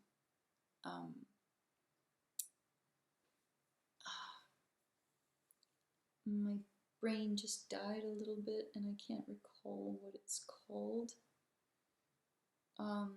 The Dunning-Kruger effect, I think, must be, is a tendency where when you're not very good at something, you tend to judge your skills higher than they actually are. And when you're very, very good at something, you tend to judge your skills lower than they actually are. But I do see this, and I'm guessing it must apply to me too, when I think about it rationally, that we can think that we're very good, or that we've become very good at being social,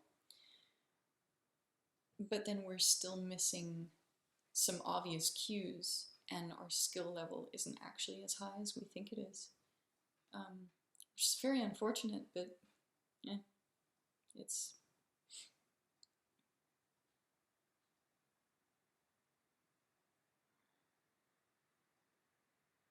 Mr. Daydreamer asks, did I ever get a satisfactory answer as to what I'm being accused of when someone on YouTube accuses me of only pretending to be an Aspie? No, it's like they just go and they're like, I hate you, you're definitely not an Aspie, you're faking it, you're a narcissist, you're a whatever, attention whore, and then they just leave, and I'm sat there still trying to figure out what it is about the way I come off that makes them think this of me. or if they're just trolling me and I can't tell. And I get really confused, but sometimes it's also really funny, depending on like how they phrase it. Yeah, uh, it's confusing and weird, and no one ever really explained it to me.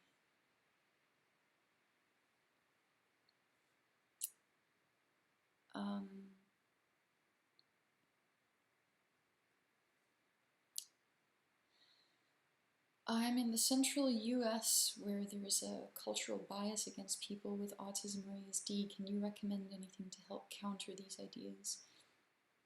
Education. I mean, the only thing that can really change anyone's opinion, if anything can, is education, is just knowing more about it. And if they're not willing to learn, then that really, really sucks. I have met that in individuals. The cultural opinion here is luckily not quite so harsh, but I have met individuals that were just impossible to get through to, and you just have to move on if it's possible. But otherwise, I feel just being a good example and trying to educate the people around you.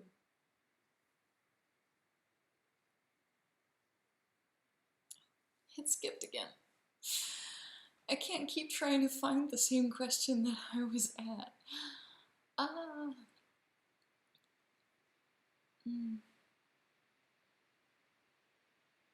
Okay, Eric asks, for me, it's really hard to drop a context because I don't have the energy. How do you cope with days that you cannot have social contacts?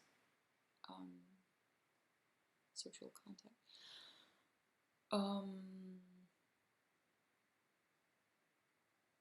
Well, if I can, I stay home and I don't answer the phone.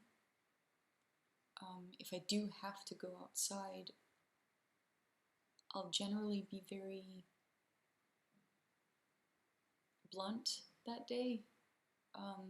Try not to open myself up to social connection and just try to make it clear, like, I'm not up for any social interaction right now. It's nothing personal. It's just that I just need to sit here and do my work, do my reading.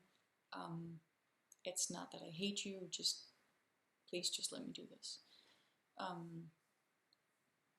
Yeah,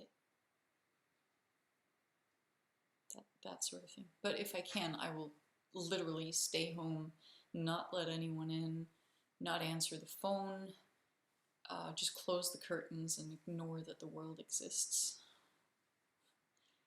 I schedule days where I can do that. I try to do it once a week, actually. It gives me a bit of a social battery for other days.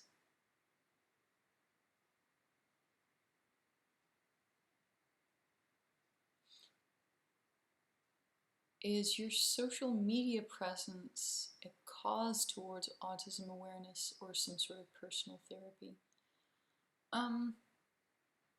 Well, the reason I started making YouTube videos was that I figured if there was someone online telling people, hey, I've gone through this, other people could see that and not feel so alone. And also, I had at that time begun having Q&A sessions with parents, and I found that they just had so many questions and they took it more seriously when I gave them an answer than when a professional gave them an answer, because what they said to me was, well, they have to tell us this and this because they have to try to help us, or they have to try to make things make sense or whatever. But when you say it, we believe it because you live it. And so I sort of took that and felt like if I can put anything online that can help somebody, whether they're parents or professionals or other Aspies, if I can do that, then there's a purpose to doing it. Then it's not useless. And if it's not useless, then it's worth doing. So, yeah. I started at a time in my life that I was, I guess, looking for a reason to do something, to get up in the morning. And this was one thing that I could do. And it was nice. And some of it had a really good reception, and I figured, okay, I'll do another. And then people started telling me that I was really helping them, and then I figured, okay, this is actually really worth doing, and then I just keep doing it. So yeah, definitely autism awareness, but honestly, I would call it more autism acceptance, because awareness is just that people know that it's there, that people know what it is. And lots of people know what autism is, but they don't get it and they don't accept it. And that's what I'm kind of trying to show, is that it's okay to be us. We're not wrong, we're not less. We shouldn't be treated like we are worth less than other people, because we're not. We're people. We're just people. And it's okay to be the way we are. And yeah.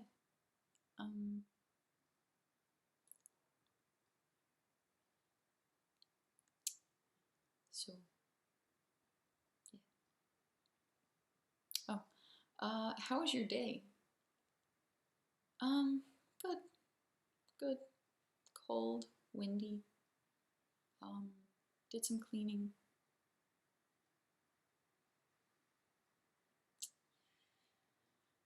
I forgot to put sheets back on the bed, so when I'm done here at 2 a.m., I'm gonna have to do that, so that just made my day worse. Oh wait, it's only been today for 13 minutes now, so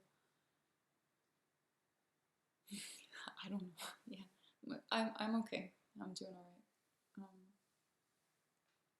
Bit tired, but I'm always tired. So, James asks if I still have special interests. Yes, I do, and it seems like I'm just getting more of them, and it's kind of annoying because I don't know if this makes sense, but like I have role-playing games, and I have music, and Korean, and psychology, and just all of these different things, and it's like I want to give them all time. I want to do all of them, but I can't because there's not enough hours in the day. And then I feel guilty about neglecting some of my interests. And that actually makes me feel really bad. So it's kind of a problem, but I try to deal with it. I'm always happy when I'm engaging in one of them, but then afterwards, if I'm doing something else unrelated, then I'll get that pang of guilt, like, you didn't study Korean today. Why didn't you study Korean? And yeah, my rational mind will be like, there's no time. But it doesn't sound very rational, does it?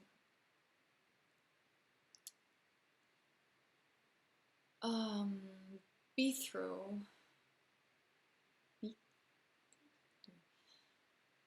Tired. What's your advice to Aspies who have trouble selling themselves in job interviews?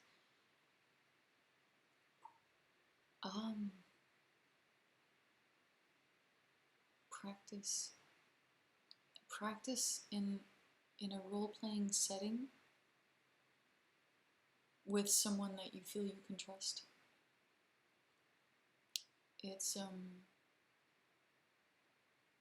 It's really the only thing that I can think of, because the more you practice a situation and practice the different routes that it can go, the sort of different narratives that it can take, the easier it will be to adapt when you're in the situation.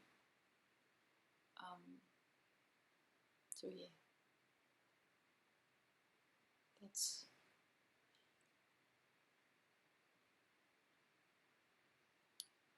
Is social media a good social tool for Aspies, or does it only inhibit our social learning?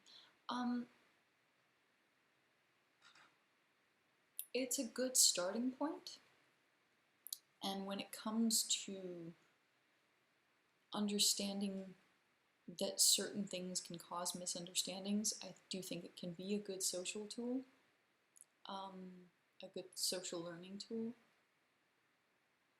But there are also things that it can't do. So it's not necessarily something that inhibits social learning, but it's something that does have limitations. And it's certainly better than nothing. For me, I find it stressful because there's too much going on at the same time. Like, if 3 people start chatting at me at the same time, then I get stressed out and I can't handle that. I can handle one conversation at a time. So it's, yeah, you have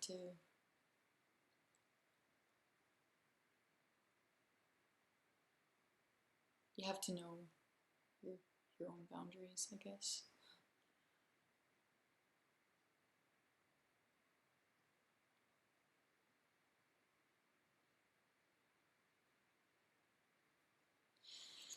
Have you considered getting an online assistant who can sort the trolls, spell check, get sponsors, etc.?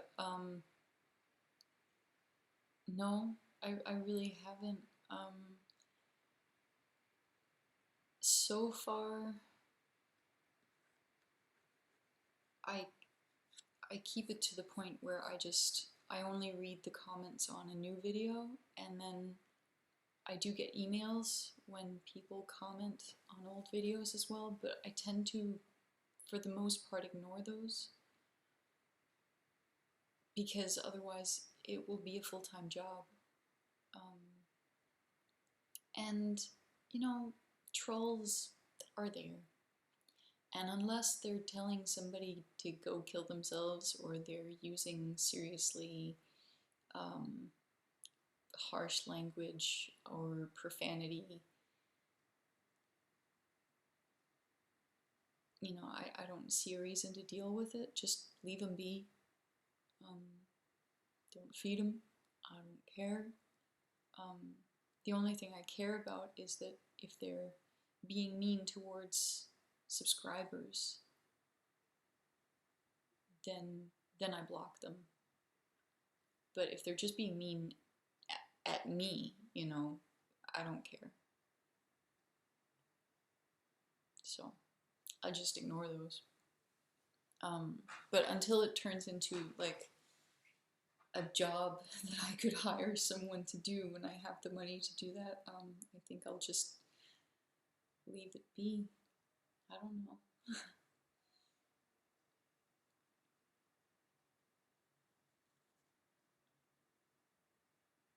Oh, okay, it just skipped again.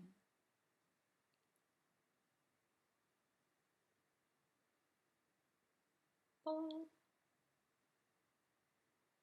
okay.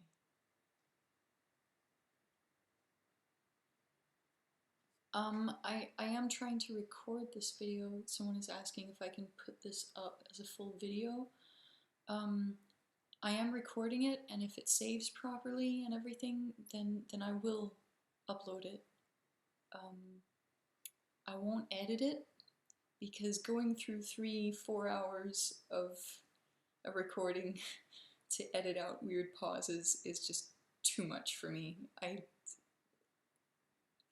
don't have the stamina to do that. But I can just hopefully upload it in full. Yeah, when I say the comments are skipping, it's that when I scroll down from the point that I'm at in the comment section, suddenly it'll just skip to the newest comments instead of just scrolling at the slow pace I'm going at. And then I'll have to scroll back up to find the point where I was at.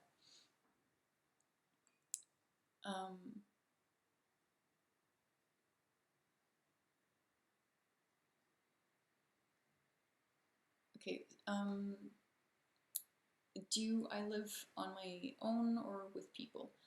I have lived on my own, which I really, really liked. Right now, I am living with my mother, and that has to do with several things. One is that she's ill and needs my help with certain things, and the other is that when I started uni, I knew that that was going to be really stressful, and I knew that I would need some support in making sure that I would eat. And so she helps make sure that there's food and that I am actually eating. And I help her with the things that she needs help with due to her illness. And I'm not going to go into details with that because I don't know, I don't think she would like it. So, yeah. But right now I'm actually at my boyfriend's place because his internet is like twice the it's twice the speed or even more than that. His internet is so much better than ours. So when I planned doing this, I told him that I needed his place for it.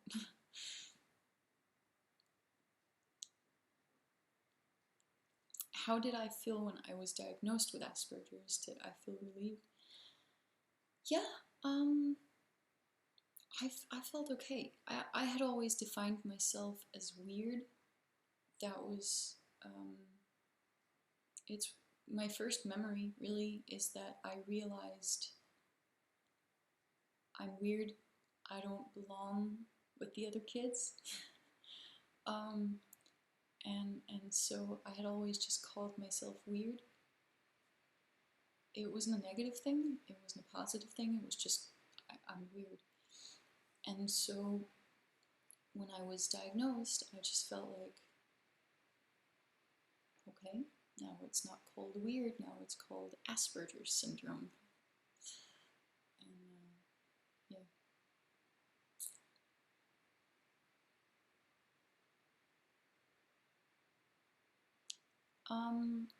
This is not my first, well, it's my first YouTube live stream.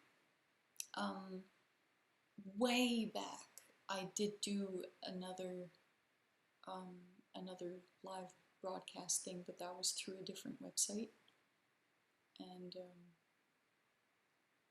yeah, it's a long, long time ago. And I did that with a friend who lives in Scotland now. Her name is Claire, and she's really, really awesome.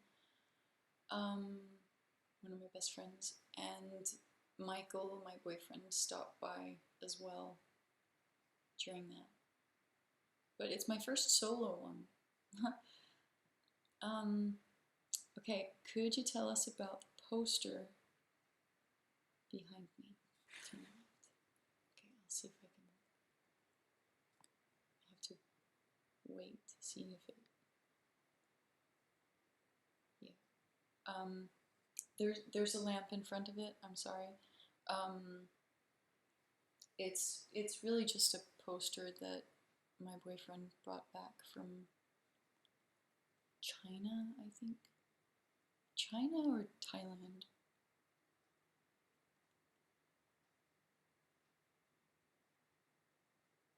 I don't know. Or his dad brought it home. I don't know.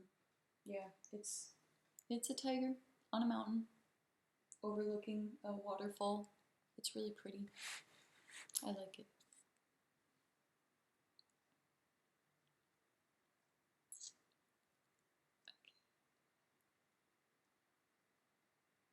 Ah, it skipped again. Okay, I think I've actually almost caught up now.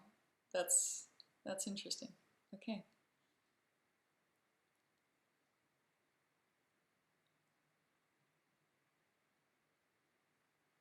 Yeah, I might split it into parts. How do I manage to find peace when I'm always tired? Well, I just try to schedule it so that I try to schedule my everyday so that I don't break down. And then for some reason, listening to music just always makes me feel peaceful. So I do that to just calm down sometimes. Do I have any problems with light affecting mood and temperature? Cold is really bad for me. It actually kind of sucks that I live in Denmark because the winter affects me so much, and the colder it is, the worse it is. And especially if it's cold and windy. Yeah, that is really bad. I don't get a clinical depression from it. It's not like an actual hardcore depression, but I get this like mood dive that can turn into a depression if I'm not careful. And it's every damn winter, you know? Actually, it's not the winter, it's generally late October, just when it starts to get really dark in the mornings, and then again in March, April. It's kind of annoying. And then I really like being in the dark.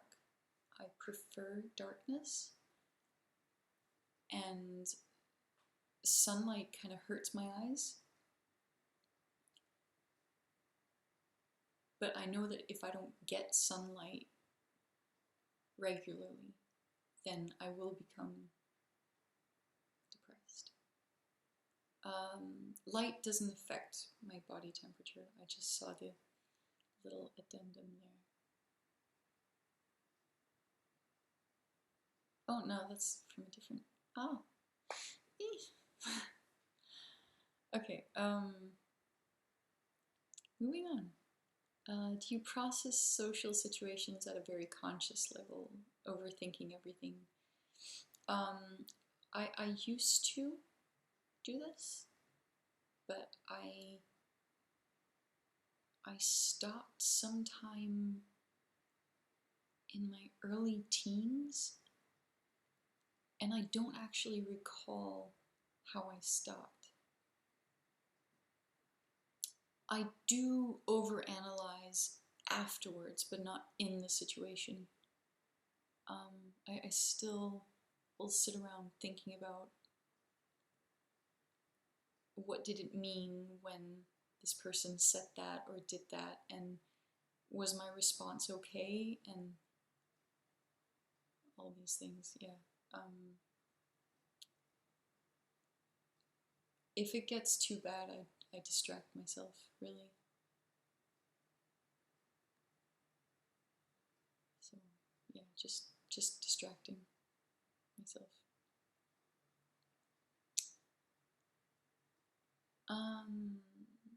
Do you think communicating with another Aspie can be problematic? Especially if both are acting very neurotypical and are very good at.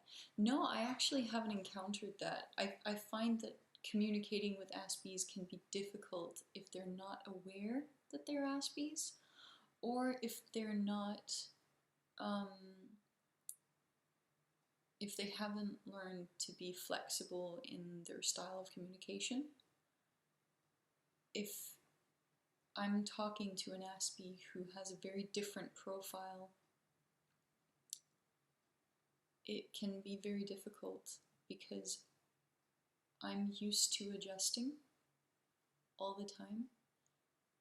And when I then meet someone who doesn't adjust back,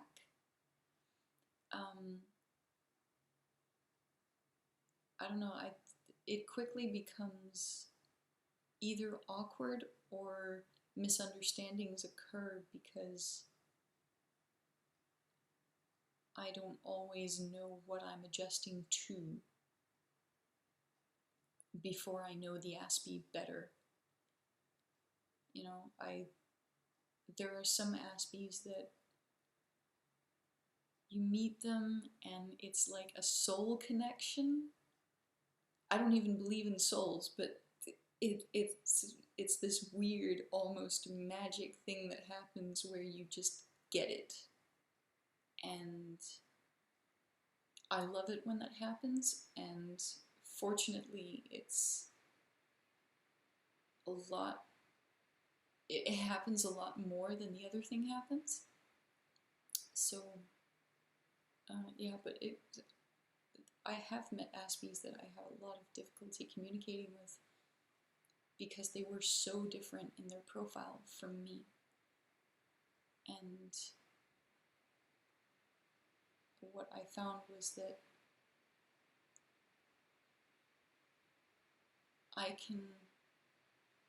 I've learned how to adapt to the neurotypical profile, to the neurotypical way of communication, but I haven't always learned how to adapt to other autistic profiles, which is stupid on my part, really. But I guess I learned to communicate with neurotypicals out of practical necessity, and this is the consequence.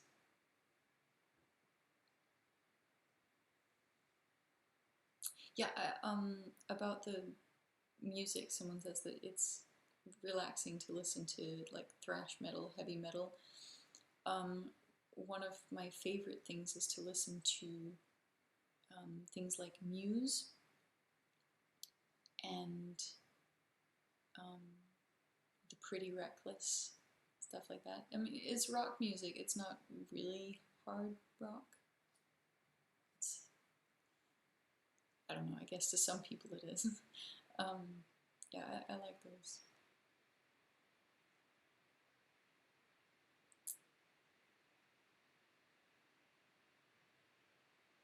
Alright, I see some people are leaving. Bye. Yeah, it is really, really late for the Danes. Have I suffered any serious bullying? Redhead I'm not actually a redhead. I dye it. I like having red hair.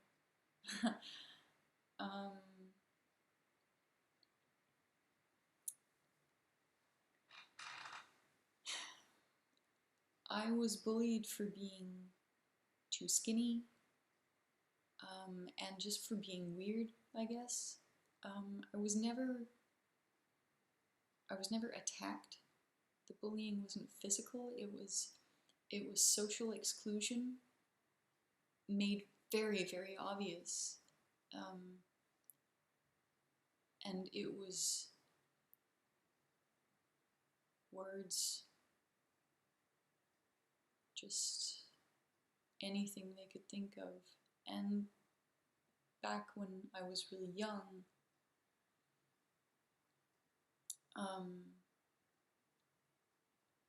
I took everything very personally, and I interpreted everything very sort of literally. So if they would tell me that I looked a certain way or I was a certain way, I would take it in and put that on myself, and yeah, I react inwards. I'm an internalizer. So yeah.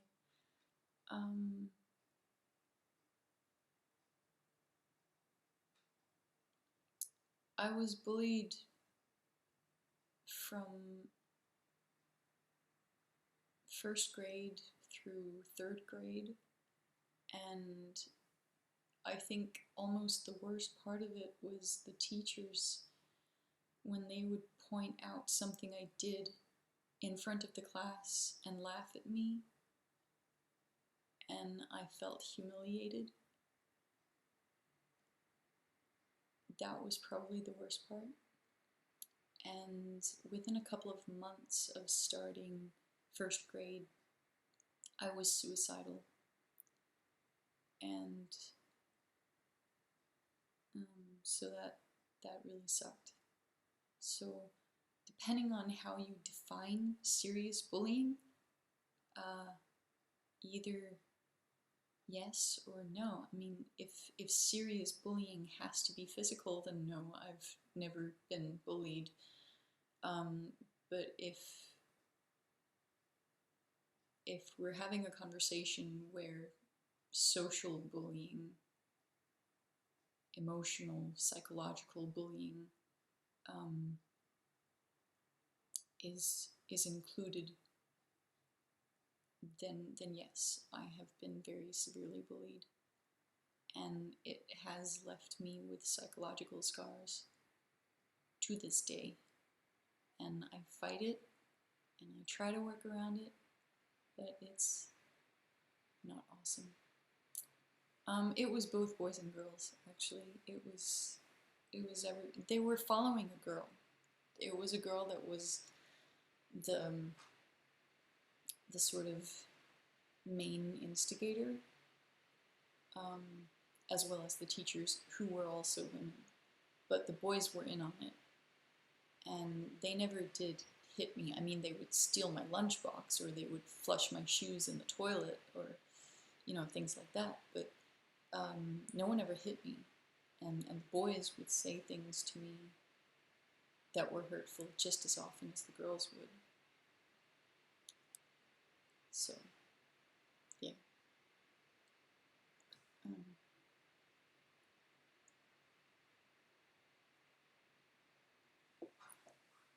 If your friends almost never contact you first, do you feel bad? If you do, what do you do? It comes and goes.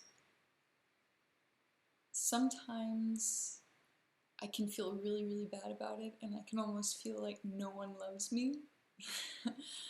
I can get in that sort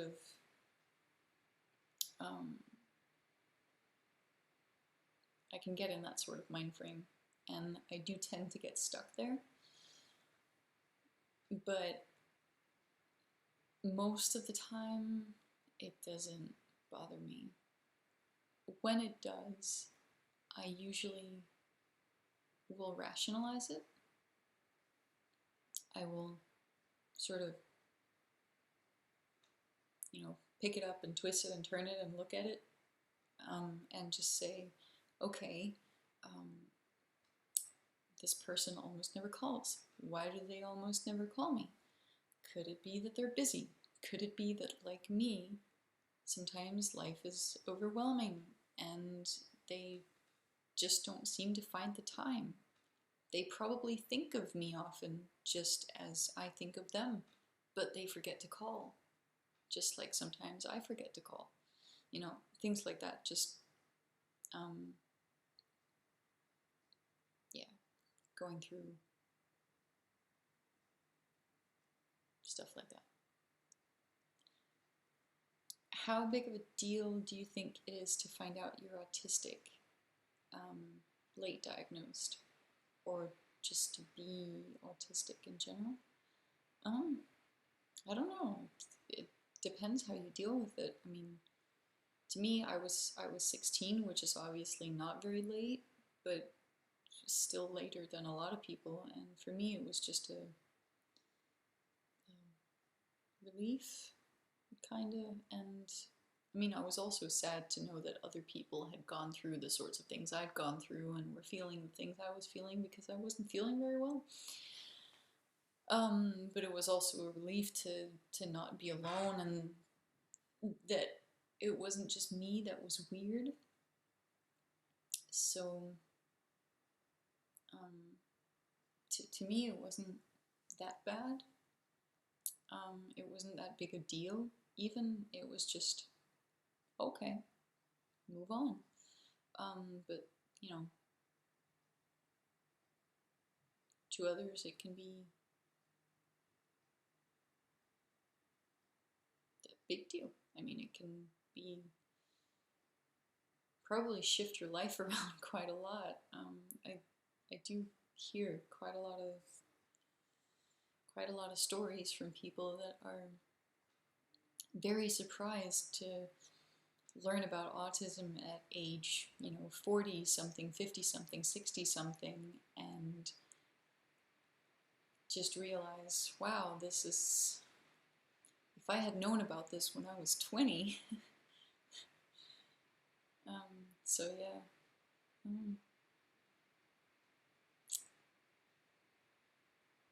I think it's very individual. Okay, how do you cope with the stress of the constant reminders to study by lectures and the stress of other peers worrying and talking about exams?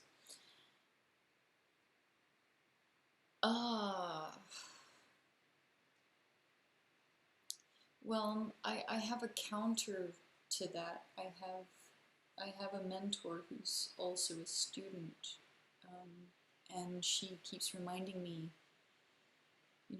no one can read everything, and what you're feeling and the stress, it's normal. You're not,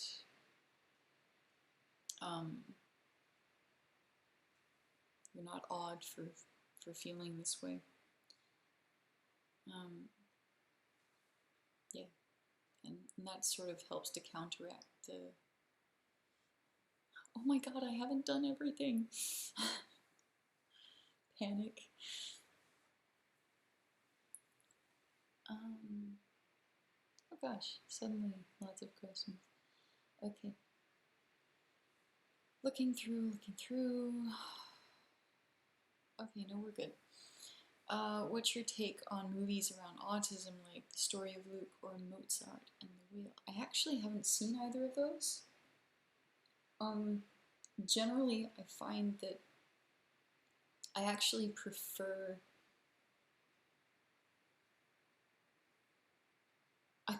shows like Big Bang Theory, where it's caricatured, because it's the depictions that I have seen of autism, Asperger's in the media, in film, theater, whatnot, that have tried to make it realistic, have almost always enhanced some stigma about autism at the same time.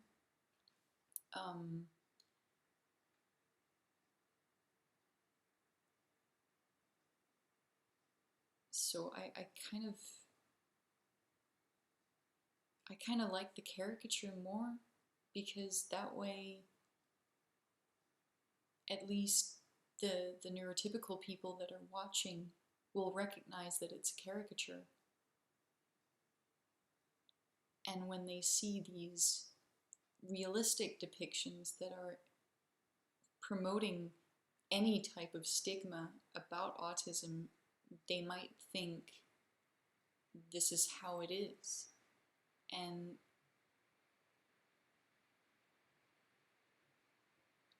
yeah, that can cause some problems when you're then trying to explain to someone that, no, that's actually just that one person. Yeah.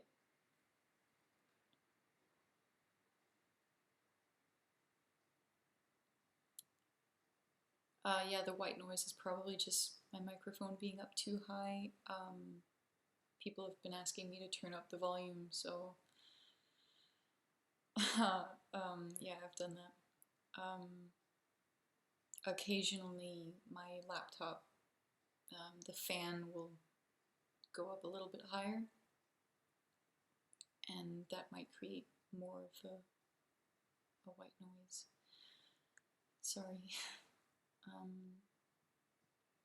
Do you find that many people with AS are all or nothing with a lot of the things they do?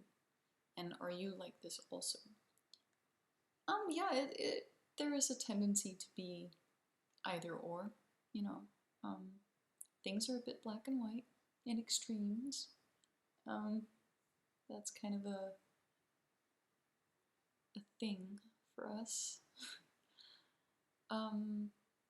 Thinking in nuance and acting in nuance, you know, adjusting behavior takes practice for most of us.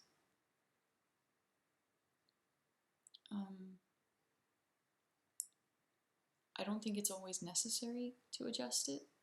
Sometimes it's useful. But yeah, there's definitely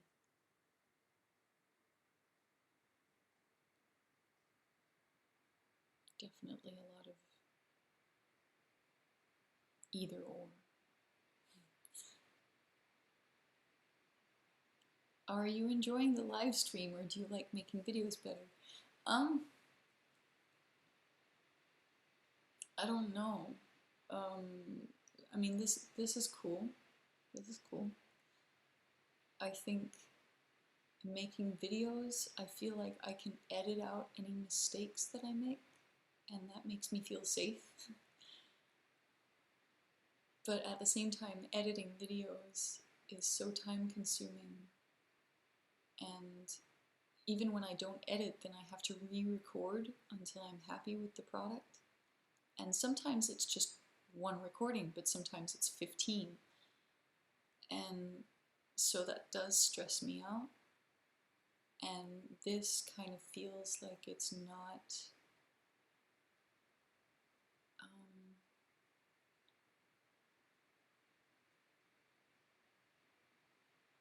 I don't have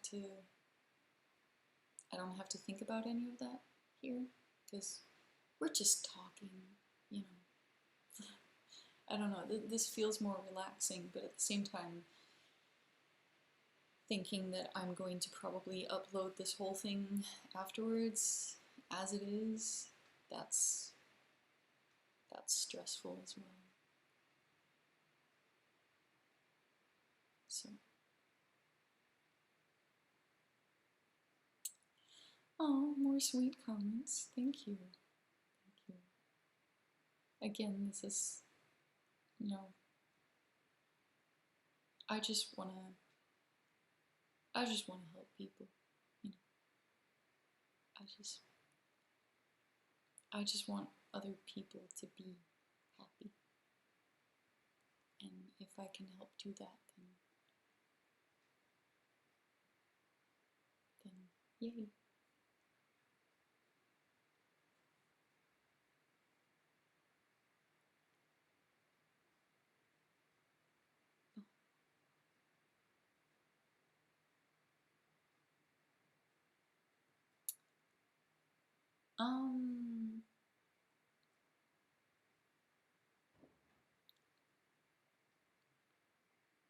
Regarding the movies, I know there are several regarding autism. Are there several movies that portray high-low functioning Asperger's versus full-on autism?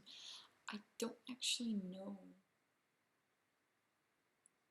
I have seen Aspie characters on TV, and I've seen autistic characters. I don't think I've ever seen anything that had both. And at all, actually. I can't think of anything that had both. Explicitly. I mean, I can certainly think of shows where I might diagnose a character as an Aspie.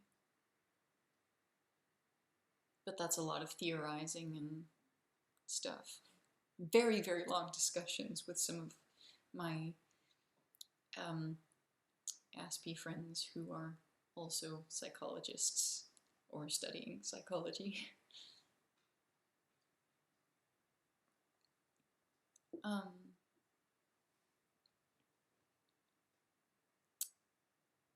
Do you have any opinion on the inclusion or non-inclusion of autism in feminist movements? Not really. I'm not really a part of the feminist movement. I'm not really engaged in it. I mean, certainly by what I would call the old feminism movement. I am a feminist, sure, but the new feminist movements, I find them very aggressive and exclusionary at times, and so I try not to engage in it. And there's also a lot of hate towards it, which also makes it kind of an explosive area to be in, and I just don't like all the anger, so I stay out of it. It's uncomfortable.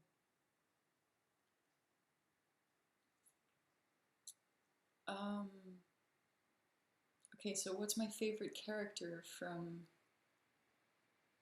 The Big Bang Theory?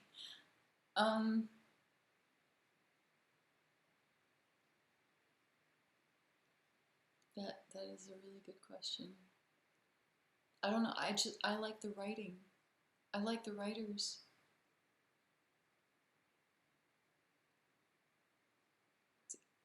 I mean, some of it isn't funny per se, but it has something that engages me somehow. So it's really the writing, not so much the characters themselves, one by one.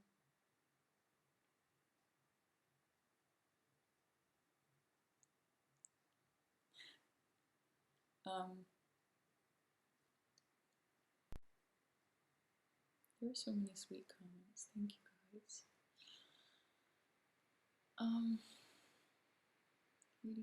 Reading.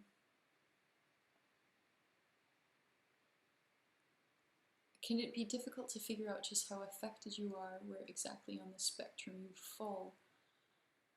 I don't know. I haven't really thought about that. To me, the important part is just what you feel like you can do to improve your life.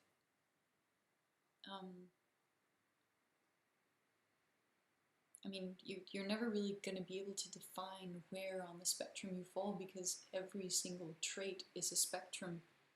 I mean, it's not a 2D spectrum, it's this 3D mesh of,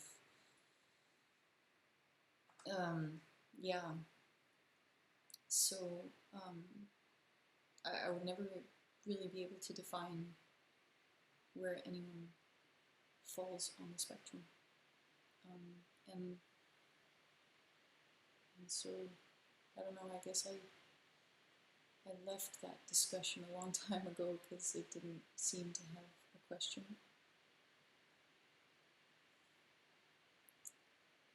I'm asked if I've seen The Bridge and the female character who's an Aspie. I think I've seen like half an episode of the Danish version, and then I didn't like that because I don't like Danish television, and yeah.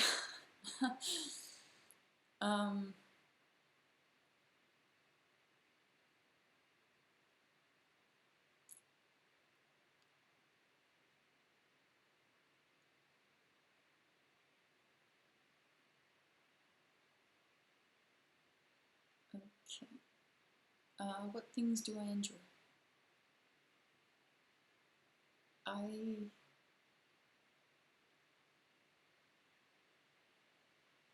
It's a very broad question. I like listening to music, obviously. Mostly I like playing music and singing. But I'm also very critical, so sometimes not that great. I like role-playing games. I enjoy that way of interacting with people. I find it very entertaining and interesting.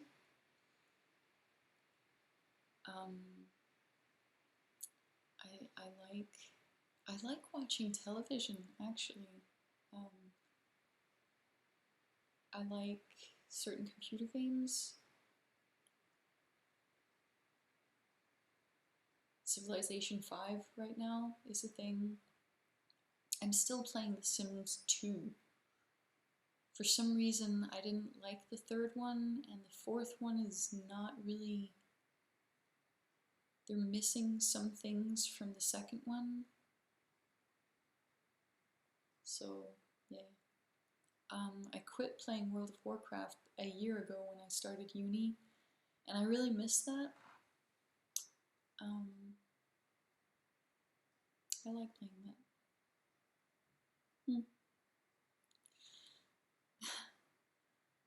So, yeah.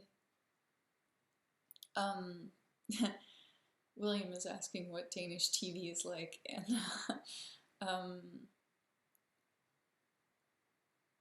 I don't know how to explain it. It's not that it's worse per se, but the production value tends to be lower. The writing tends to be not quite as good. But the real problem is that they're speaking Danish. And because I'm watching something where they're speaking my native language, I can't immerse myself in the story. I'm constantly drawn back to the real world. And when I'm watching television or I'm watching a movie, I don't want to be reminded of the real world. I want to immerse myself. And so that's the main reason why I don't like Danish television.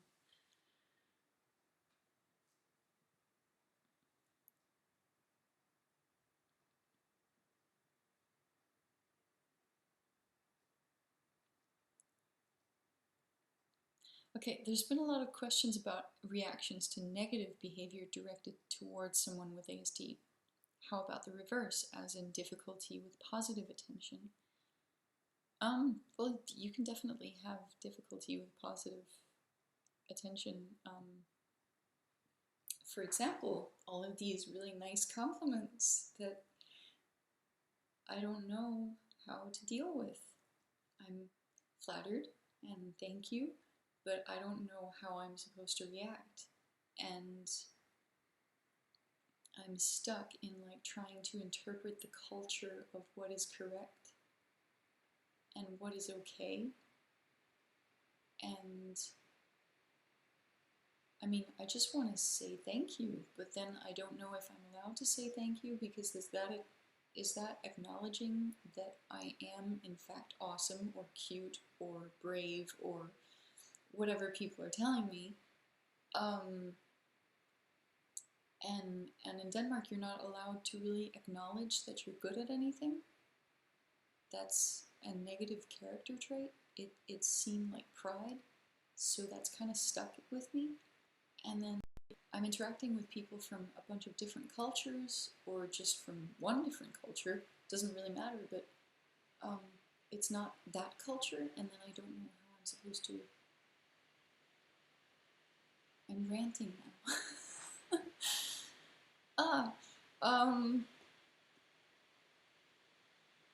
Yeah, so you see there's definitely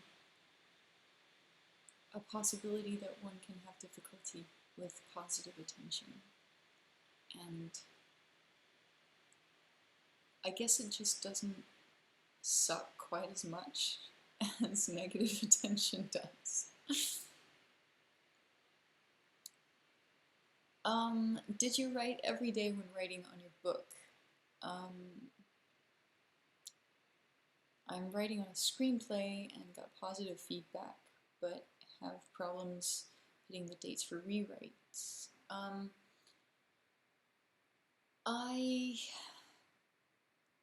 It was really more in sort of bouts. Like, I would have a week where I got a lot done, and then I wouldn't be able to write anything for a month, and that kind of sucked. So the only time that I actually was able to meet deadlines was when I scheduled it, but then it would be not creative writing, but like, you have to edit this. You have to edit this chapter.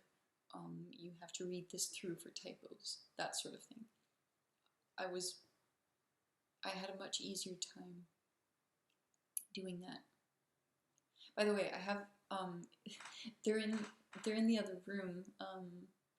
We're gonna end up putting all of my books in my boyfriend's basement because he has room for them. But I have 400 of these in the next room,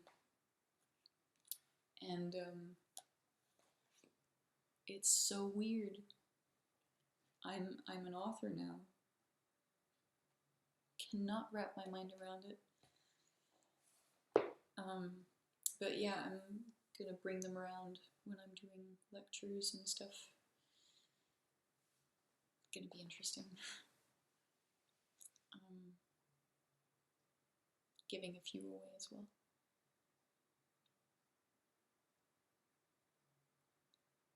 No specifics until I work out what I'm actually gonna do. Do you watch anime or read manga? And if so, any favorites? Actually, not a lot. When I was a child, there was, it was translated into silver, but the Japanese is something gin. God, why can I not remember? It was an anime series about dogs, Akira Inu, and it was these dogs that were teaming up to kill an evil bear called Akakabuto. And I loved that show when I was a kid, and I have the thing on DVD. And then in my late teens, I found the anime Hellsing. I like Hellsing Ultimate a little bit better, which is like a revamp. But then I found Hellsing Ultimate Abridged, which is hilarious when you know the show, because it's, well, kind of stupid. And yes, you really can ask anything. I do reserve the right to not answer a question if I'm uncomfortable with it, but you can ask anything.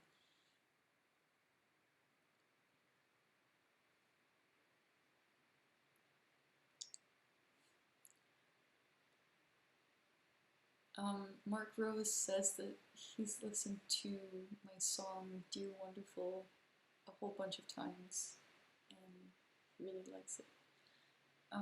Thank you. It's one of the strangest experiences of writing that I've had, because usually I would write the lyrics and tune at the same time, but with this I wrote it as a poem, and then I came home and I started playing, and I decided that it was going to be a song, and then I made it a song.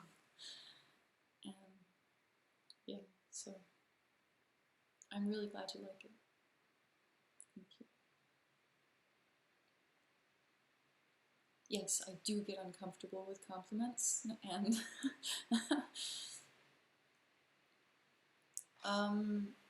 Martina says, I'd love to know about the character you roleplay. I actually storytell for the most part. I don't have a lot of characters that I'm playing as a player. I generally will be the game master or storyteller at this point. So I have 50 or 60 non-player characters that I switch between according to the situation. And it's fun.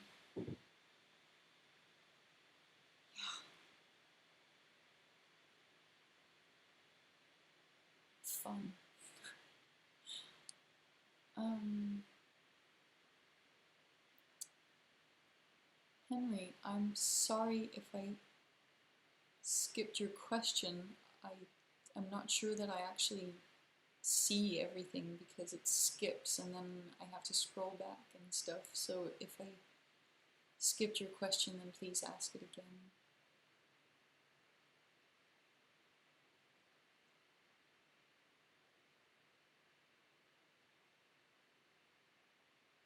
Have you ever thought about speed running a game? I don't even know what speed running is. I don't know.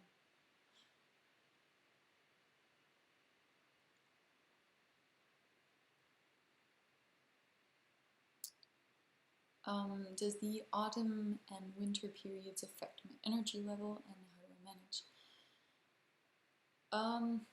Well, I talked about earlier how I get these dips in my mood that can become depressions. I call them mini depressions. And I get those generally around late October, early November, and again in March. And so that definitely does affect my energy level. I'm pretty sure that just having less daylight probably also affects it, but I feel it as depression. And it doesn't matter what time of year I get a depression, it will still affect my energy levels, so I find it hard to, yeah, I find it hard to sort of tell them apart sometimes. Also because just having really low energy can make you feel more depressed. And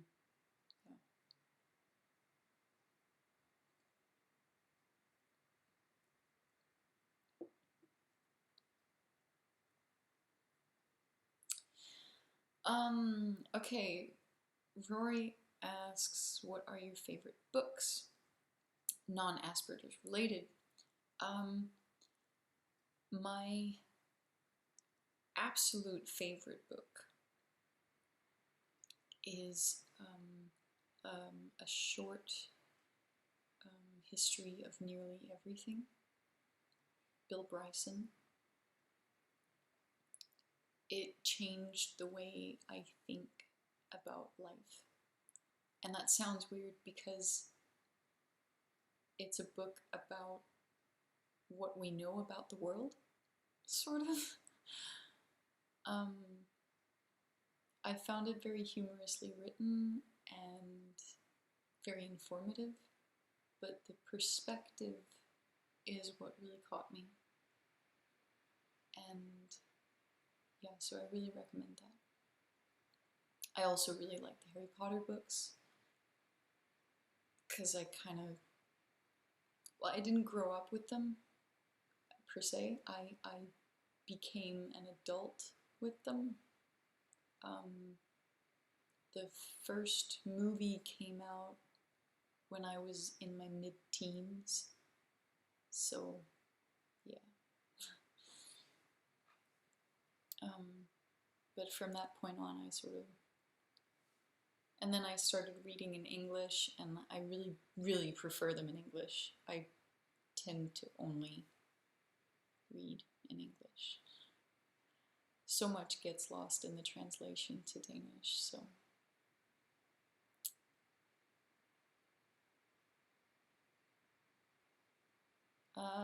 Do you have any tips for getting over a fear of initiating big changes in life? No, I don't.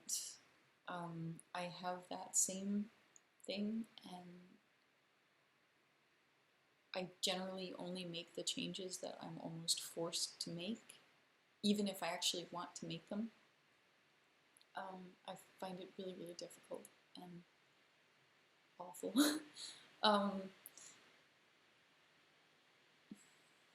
Use your mind. Think about what is reasonably going to happen. But it's a natural fear to have. I mean, making big changes in life is the sort of fear that most people have, regardless of diagnoses, culture. Most people have that. So it's not weird, and you shouldn't feel bad about it. But if it's really, really a problem, then, I don't know, talk to someone about it, or rationalize, sit down, think about what is actually going to happen, what is reasonably going to happen here, and then work from there.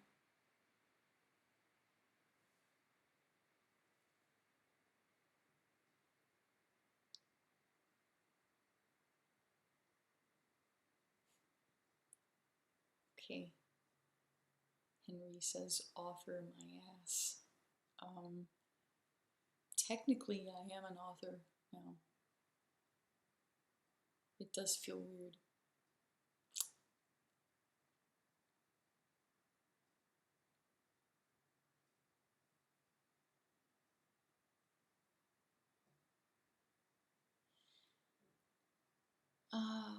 Where am I?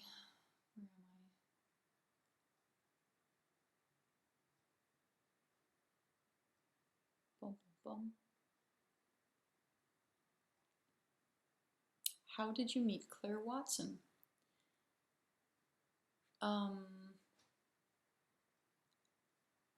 We have the same ex-boyfriend, and I still knew him. Actually, I met her while he was dating me. And then he dumped me and started dating her. And then about, I don't know, 6 months, a year later, we started talking more. And I don't know, yeah. We met through my ex-boyfriend.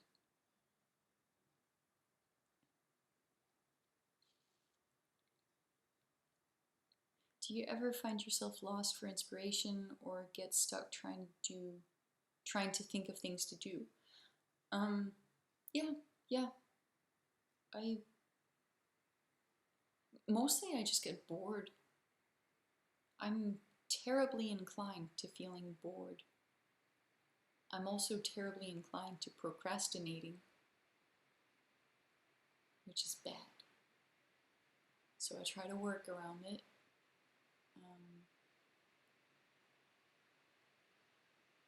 Yeah.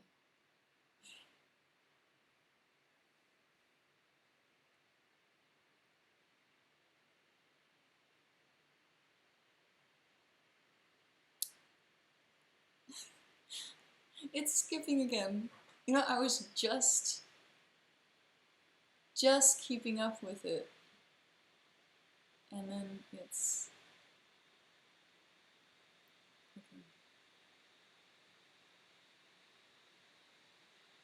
okay.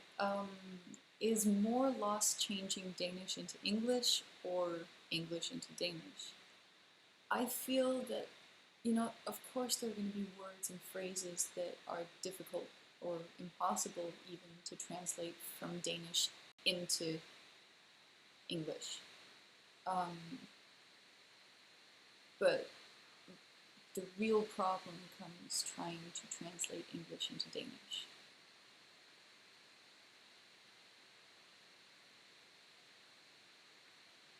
Because there are less words in Danish. English has more nuance. So many more words to describe things, and so when you're trying to translate all of that nuance into a language with much fewer words, then things are just going to get lost, you know? So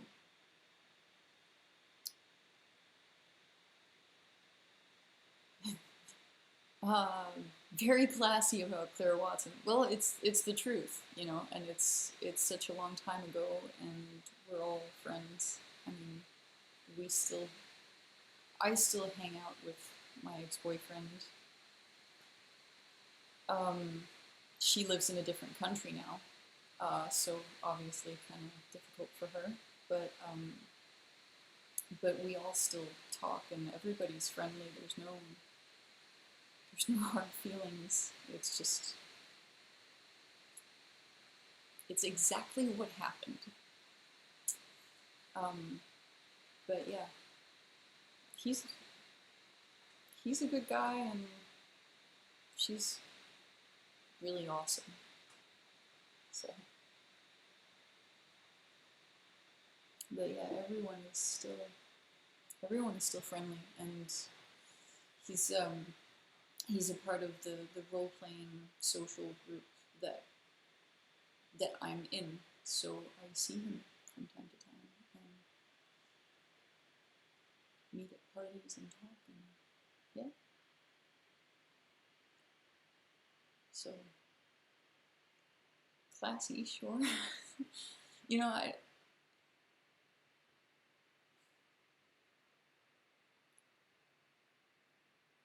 I don't think I should feel bad about saying what happened, because it happened.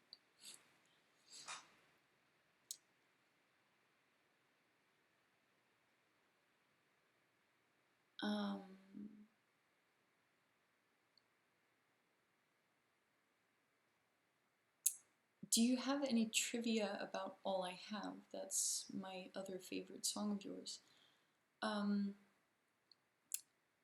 All I Have was, again, sort of a strange reaction, a strange experience of writing, because I was simultaneously writing it actually about my ex-boyfriend and about my relationship with Goodbyes. So it was, and I consciously was actually writing about my relationship with Goodbyes, but realized in the course of writing it that it was also about him at the same time. So it was very interesting to realize what was going on in my head, and is a perfect example of how music was therapy to me, because I processed how I felt and what I was thinking at several levels at the same time, and really ended up feeling quite okay with a lot of what I've gone through by writing about it. So yeah, I guess that's the trivia that I have. about it. How do you know Danish has fewer words? I know that because I'm fluent in both languages, and in school we are made to translate both ways, and sometimes I still have to translate something I write in English back into Danish, or something I write in Danish into English. And what I always find is that Danish lacks the nuance of English. And then there's just the pure factual thing that the English language has like 5 times more words than Danish does. Danish is actually quite a small language in that way, in terms of the number of words. I can't remember the numbers though. So, do I have a stop time in mind? Yes, in 40 minutes, because I do have to end at some point, and in 40 minutes it'll be 2 a.m. and next week I have to start getting up at 6 a.m. again, so I can't run on for too much longer without completely messing up my circadian rhythm.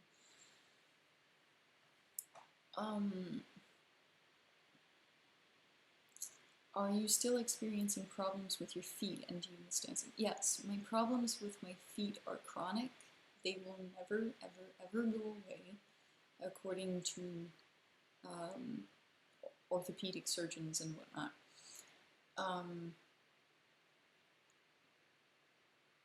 It kind of sucks. I do miss dancing. I can dance a little bit, like for very, very short periods of time, but then I have to take breaks, or it will either get very painful or my feet will start cramping. So I have to really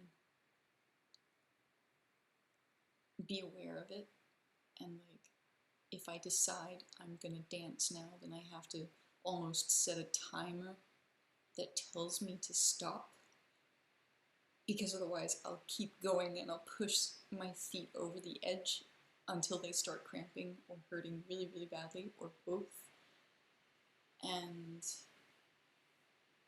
yeah, that really sucks.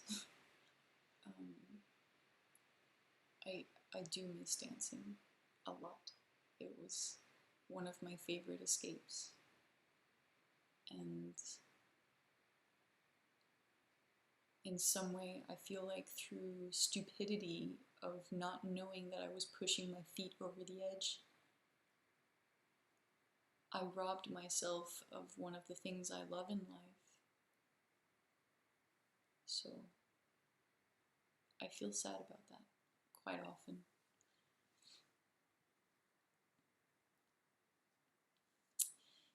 Is Lars von Trier your role model? Okay, just to clarify, he's a movie director and he's very eccentric.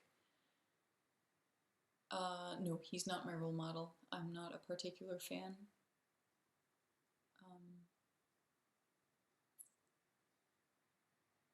Haven't really seen a lot of his work. Like I said, Danish movies just, and whatever he's done internationally, I don't even know about it. No, I have other role models.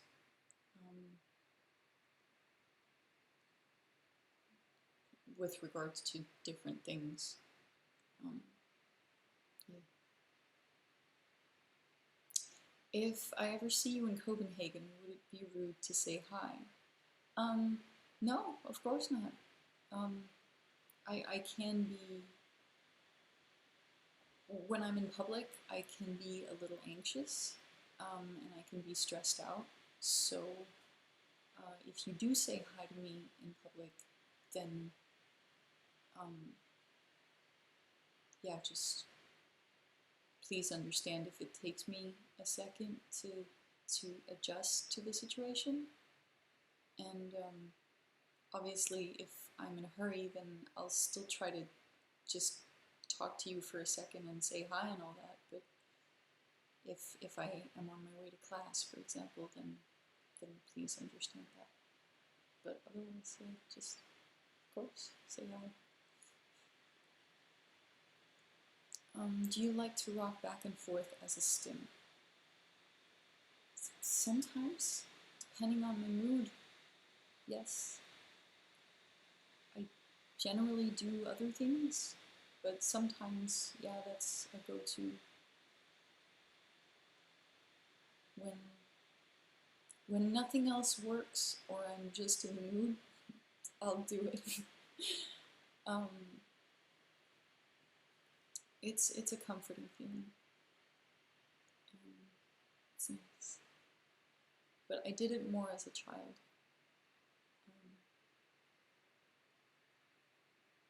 I think consciously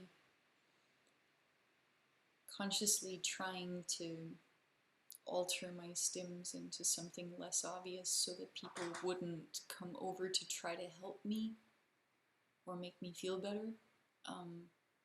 I moved away from things like that. So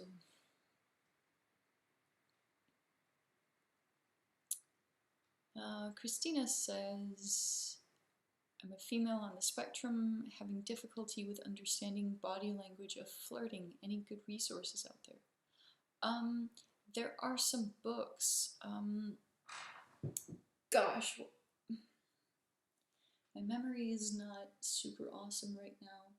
I know that Sarah Atwood, Tony Atwood's wife, wrote a book specifically about Asperger's and sexuality. I don't actually recall the exact title, but it is something like that, and you can just search for her name, and that should pop up. She is a former sex educator, and obviously through her husband, she knows a hell of a lot about autism. So probably that would be my immediate thought on that. But there's probably a good handful of decent books out there. So yeah.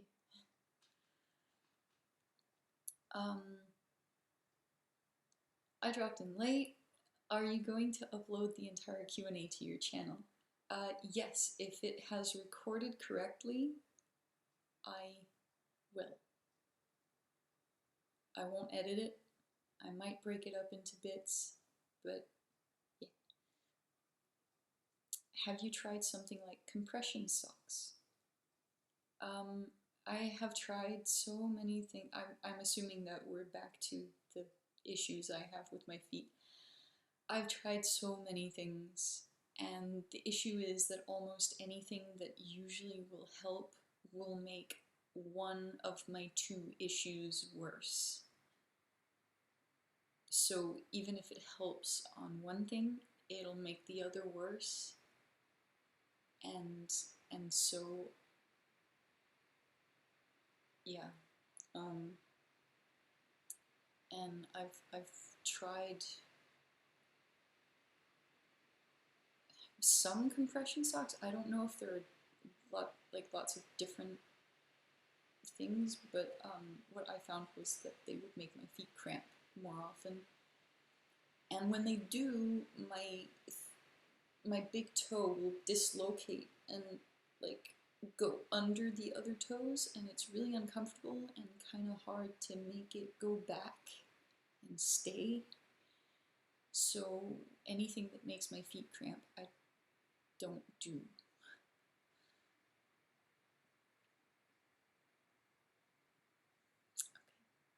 Okay.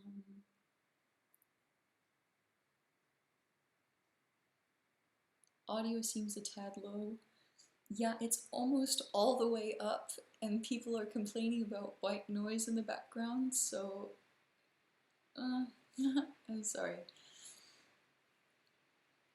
Did you gamble while you were in Las Vegas? No, I didn't. Um, it's not that I made a decision not to. It's just that I happened not to ever be in the mood. It didn't seem like the thing I wanted to do, so didn't.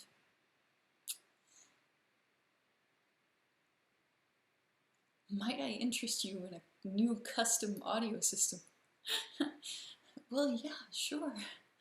Um, I don't use it that much, so it might kind of feel like a waste, but if I do any more live streams, I might think about how to upgrade. I don't know.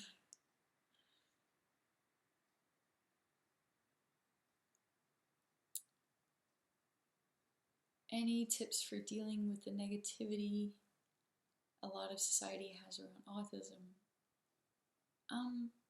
Well, I guess I kind of answered this a little bit earlier. Just try to be a good example of an autistic person and try to educate the people around you. That's really the only thing that we can do. I mean, I can't think of anything else that will change how society feels about us other than to just work at the micro level and hope that it rises, you know? Yeah.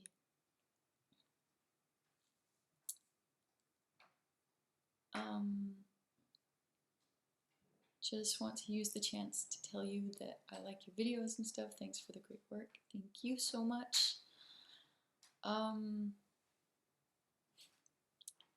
Thank you for taking the time to answer our questions. I hope you're not going to be too drained after.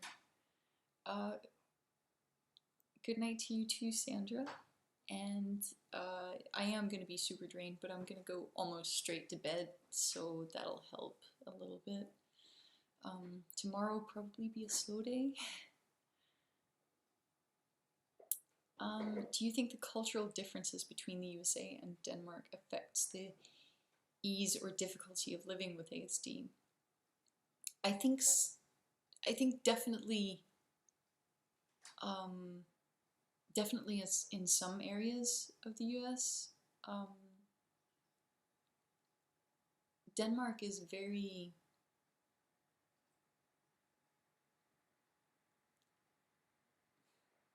helpful in many ways, but also fairly meh about a lot of things.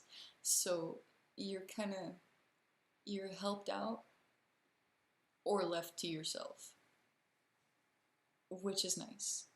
So there isn't a lot of judgment, and it seems like there is a lot of judgment in some parts of the US. So, how many dogs do I own?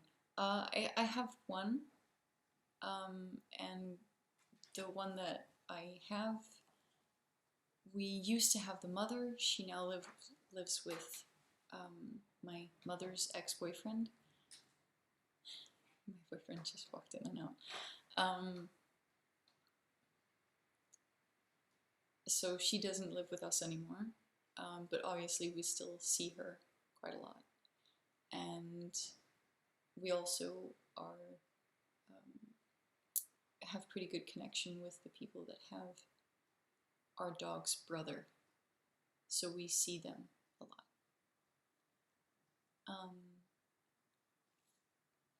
What did I do in Australia?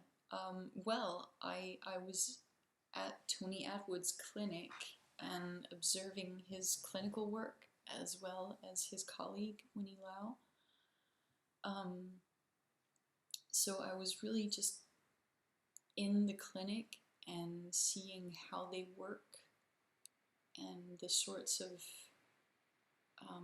tests they would do, the ways they would use to explain things, really observing all of the spectrum and the different tests and how they apply, and then of course discussing with them afterwards, like, okay, so how would a normal neurotypical child have dealt with this test versus how an Aspie child or an autistic child would? Or how might we see a difference where this is definitely some sort of clinical behavior, but it's not autism? Like, how would we see that? So a lot of practical work and a lot of theoretical discussions, and I talked a lot to Tony about some of the tools that I have in my life, my coping mechanisms, and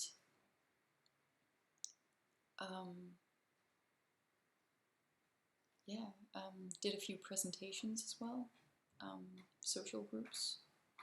So yeah. Was dancing your way of stimming, or is it unrelated to stimming? I guess you can call it kind of a stim, but I would rather call it a special interest. It wasn't a special interest in the technique of dancing, but it was a special interest in dancing to music. And the maybe sort of meditative in quality. Like, it was my safe space. It was the place in the world where everything was good. So yeah. What do you think of Yende? Probably an English-speaking person would call it Janti or something like that. Are you okay with it? Are there things about Yende you would wish you could change? In Danish we call it Jentelån,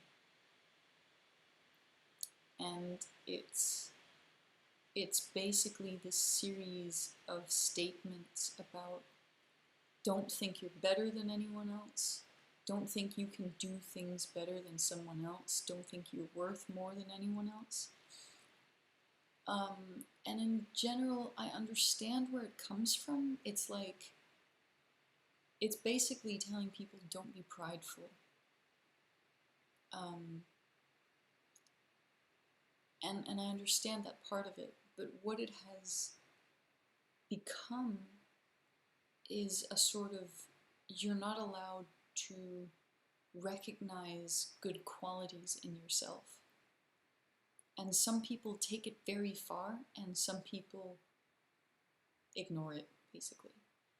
But it's very difficult to tell what kind of person you're talking to until you find out. And, well, making mistakes with one type of person is fine, but making mistakes the other way around with another type of person can be a very uncomfortable social situation. I guess if I could change something about it, it would be just how people interpret it, because I'm fine with having a general social rule being like, hey, don't walk around thinking you're better than everybody else. That's not a cool way to think about other people. So I get that part. I get that part. But there are people that take it too far. So what is your new book called, and where can we find it? Time for a plug, don't you think? Well, seeing as we're stopping in 20 minutes, might as well.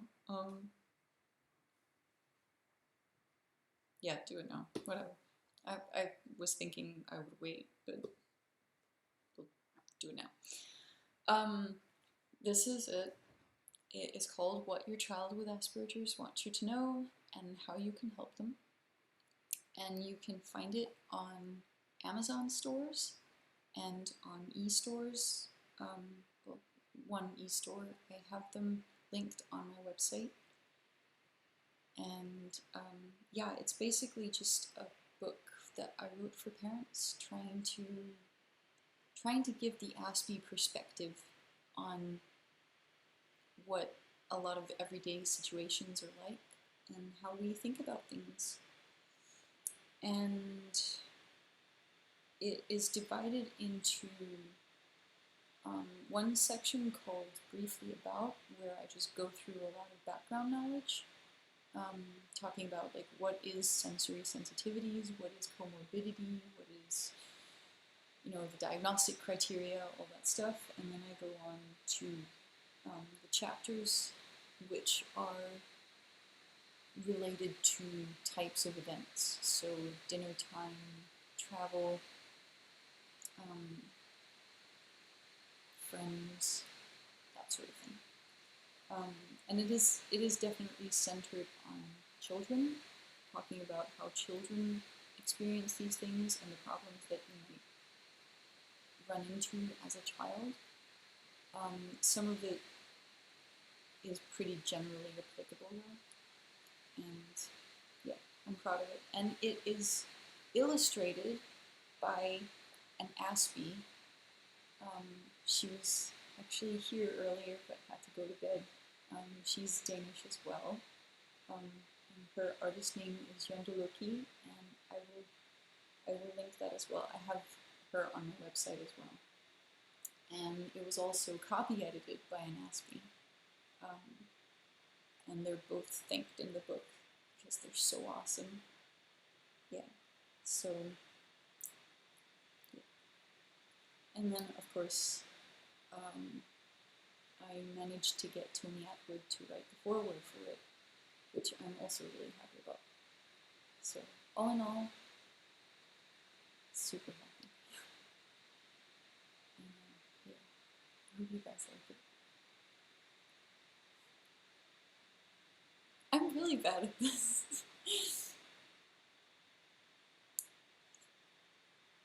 Is it bad if I knew I had autism for 2 years and never told anyone? No, I don't know. I guess it depends on why you didn't tell anyone, but I can't think of anything that would make it a bad thing as such. It's you, it's the decision you made. So,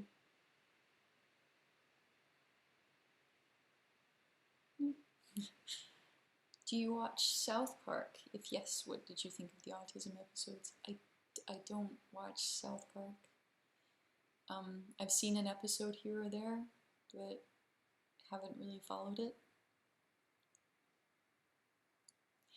Do you regularly use any psychotropic medications to enable adequate academic or professional productivity? No, I don't. I don't take any form of medication other than the occasional melatonin to readjust my my circadian rhythm. But that's at most once or twice a year. Usually much less. So, no. What is your opinion on the Myers-Briggs personality types and how does it relate to Asperger's ASD?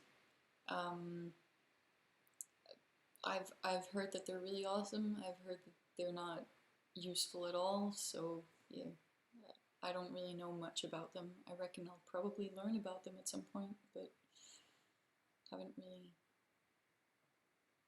had time. Well, I've had time. I've prioritized other things. Can you give an idea on how to learn how to socialize? I used role-playing games. I talked about this earlier in the broadcast, but really just asking questions. You know, why is it correct to do this in this situation but not in that one? Why do people get offended when I phrase something this way but not this way? how do I avoid this? All these different questions, and I found role-playing games to be a really good situation to do that in, because, I don't know, people were just okay with all the questions. Are you aware of a website called Aspies Central? Nope, I am not. I shall make a note of that and make myself aware of it. Thank you. Is your boyfriend a jealous type? Did he ever spy on you?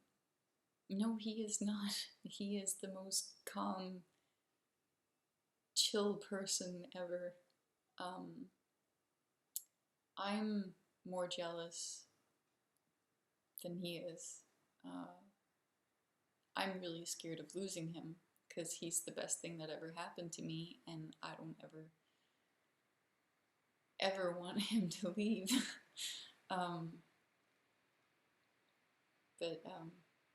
Yeah, so that makes me more, yeah.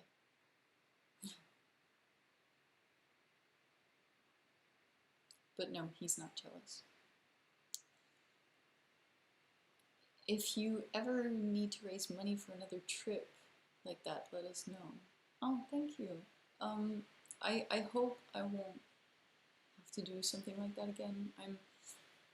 I'm actually trying to look into ways that I can maybe, like,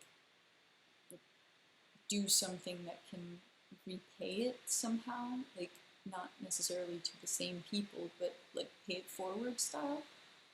I'm trying to come up with ways to pay it forward, and I'm hoping, yeah, I'm hoping I'll find reasonable ways to do that, where I can maybe show you guys that I didn't forget.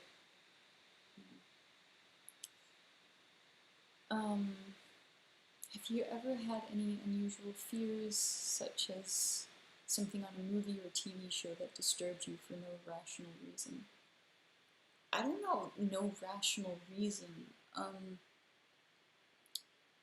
I'm very visual, so I don't deal very well with scary movies.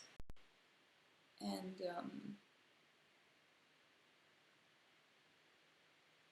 yeah, but I don't know that it's not rational to be afraid of images that were created deliberately to be frightening.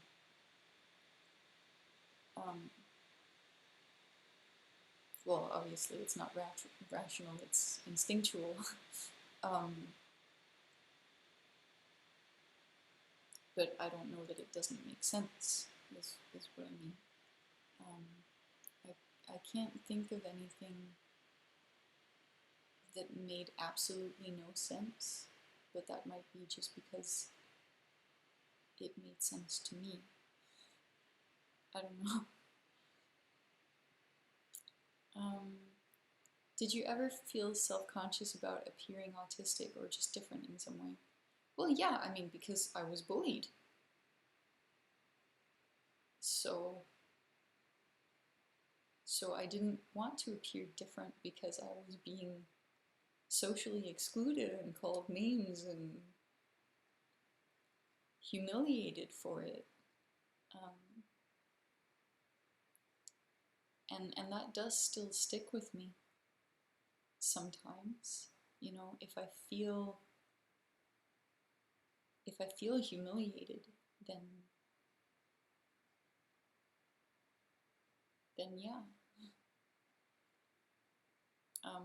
And the fear of feeling that way does affect me in some situations. And for some reason, not at all in others. Yeah, it doesn't make sense. That doesn't make sense. How near are you to having a Kindle-friendly version available of my book, obviously? I'm not entirely sure. It's a bigger project than I anticipated. It's a lot of editing So it'll be there at some point when I have time to do all the editing of the file. I tried just using the same file, but it translates awfully and it comes out looking like crap. So I'll have to redo the editing to make it look good for the Kindle version. Yeah. Do you watch The Office? If so, who is your favorite character? I don't. I don't. Where can I buy your book? Like I said, on Amazon stores. I will have links. I have links on my website. It's mayatodale.com, and I will have links to that when I upload this in the description. I also have links to it in the description of my previous video. And yeah, if you know how to find my Facebook page, then that can lead you to it as well. So,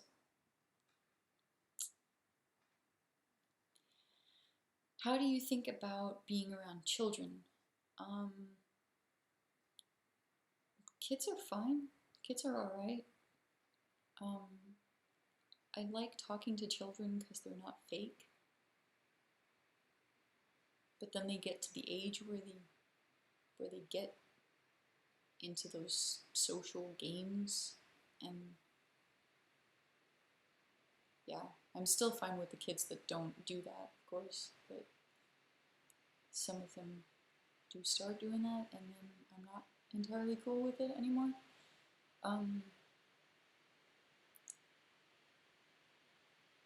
There's a part of me that thinks that this question is also about, do I want to have kids? And just in case it is, I have no plans for that. I don't doubt that I would be a good mom if I decided to do that, but it's just not really the thing that I want most in life right now. And yeah. If it'll happen in the next 5 years. After that, not doing it.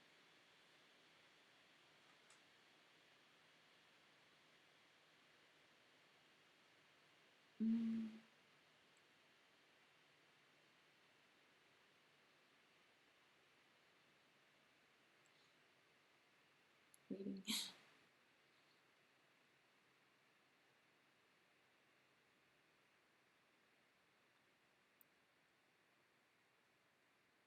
Okay, I'm gonna have to skip a few things because we're really running low on time. What's my profession? I'm a student. I'm a student, and on the side, I do some lectures here and there. Yeah. So that's it, really.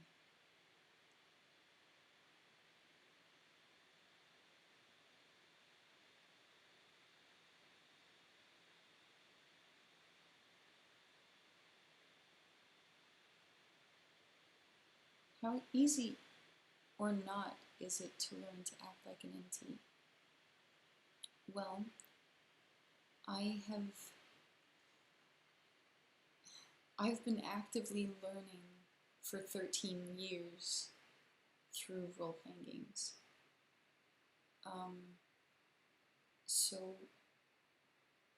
And I'm still learning. It's not something that stops, really. It took me a very, very long time, I feel.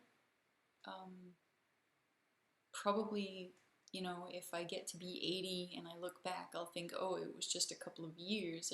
It's just 5, 7 years until it starts being pretty okay, I guess. But at the time when you were learning, when I was learning, it felt like a really long haul, and sometimes it didn't feel like it was worthwhile. But now, looking back, I'm really happy that I did it, and I'm really happy that I put in the work, because it's made my social life so much easier to deal with now. And yeah, I have some pretty good friends, and I wouldn't have met them if I didn't play role-playing games. And yeah, I don't know, I'm really happy that I did the things I did.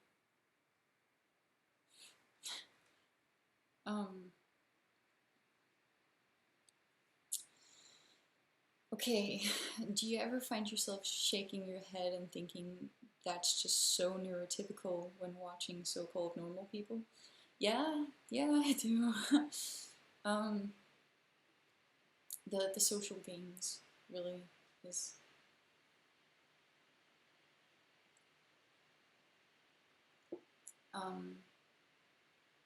Especially the thing that some people do with being like, oh, can I call him back so soon?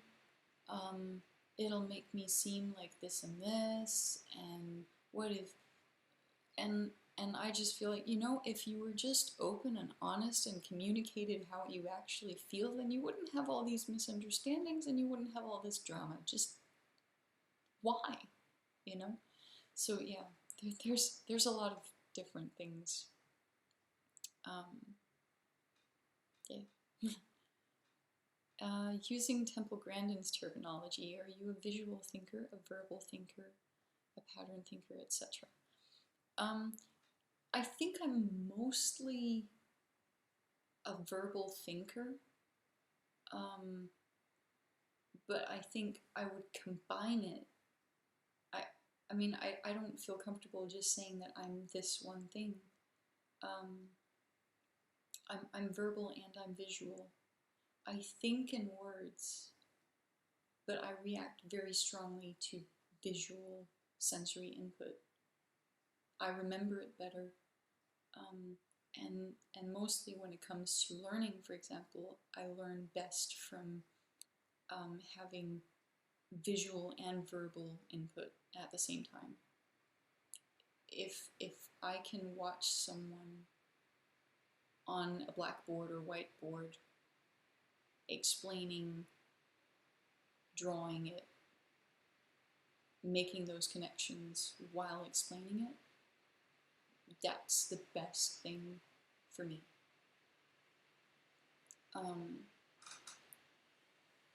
And yeah, but when I dream, yes, it's of course visual, but it's also, there's verbal components to my dreams that are very important. And for some reason, quite often in English, I dream in English, which other Danes find very, very weird. But yeah, I guess I just prefer the language that much.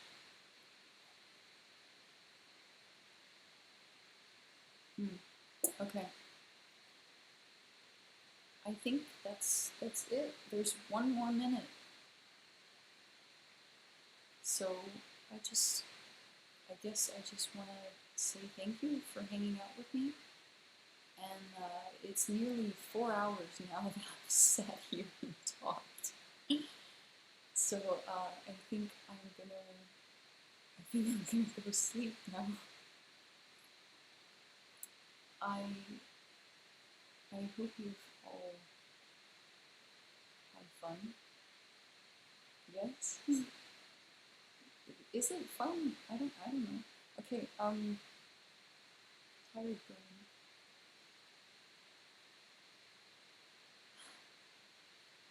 I might do this again sometime, but it will have to be like, I have to plan it according to when I have time off from classes, because I can't mess with my circadian rhythm this way without it taking a while to recover.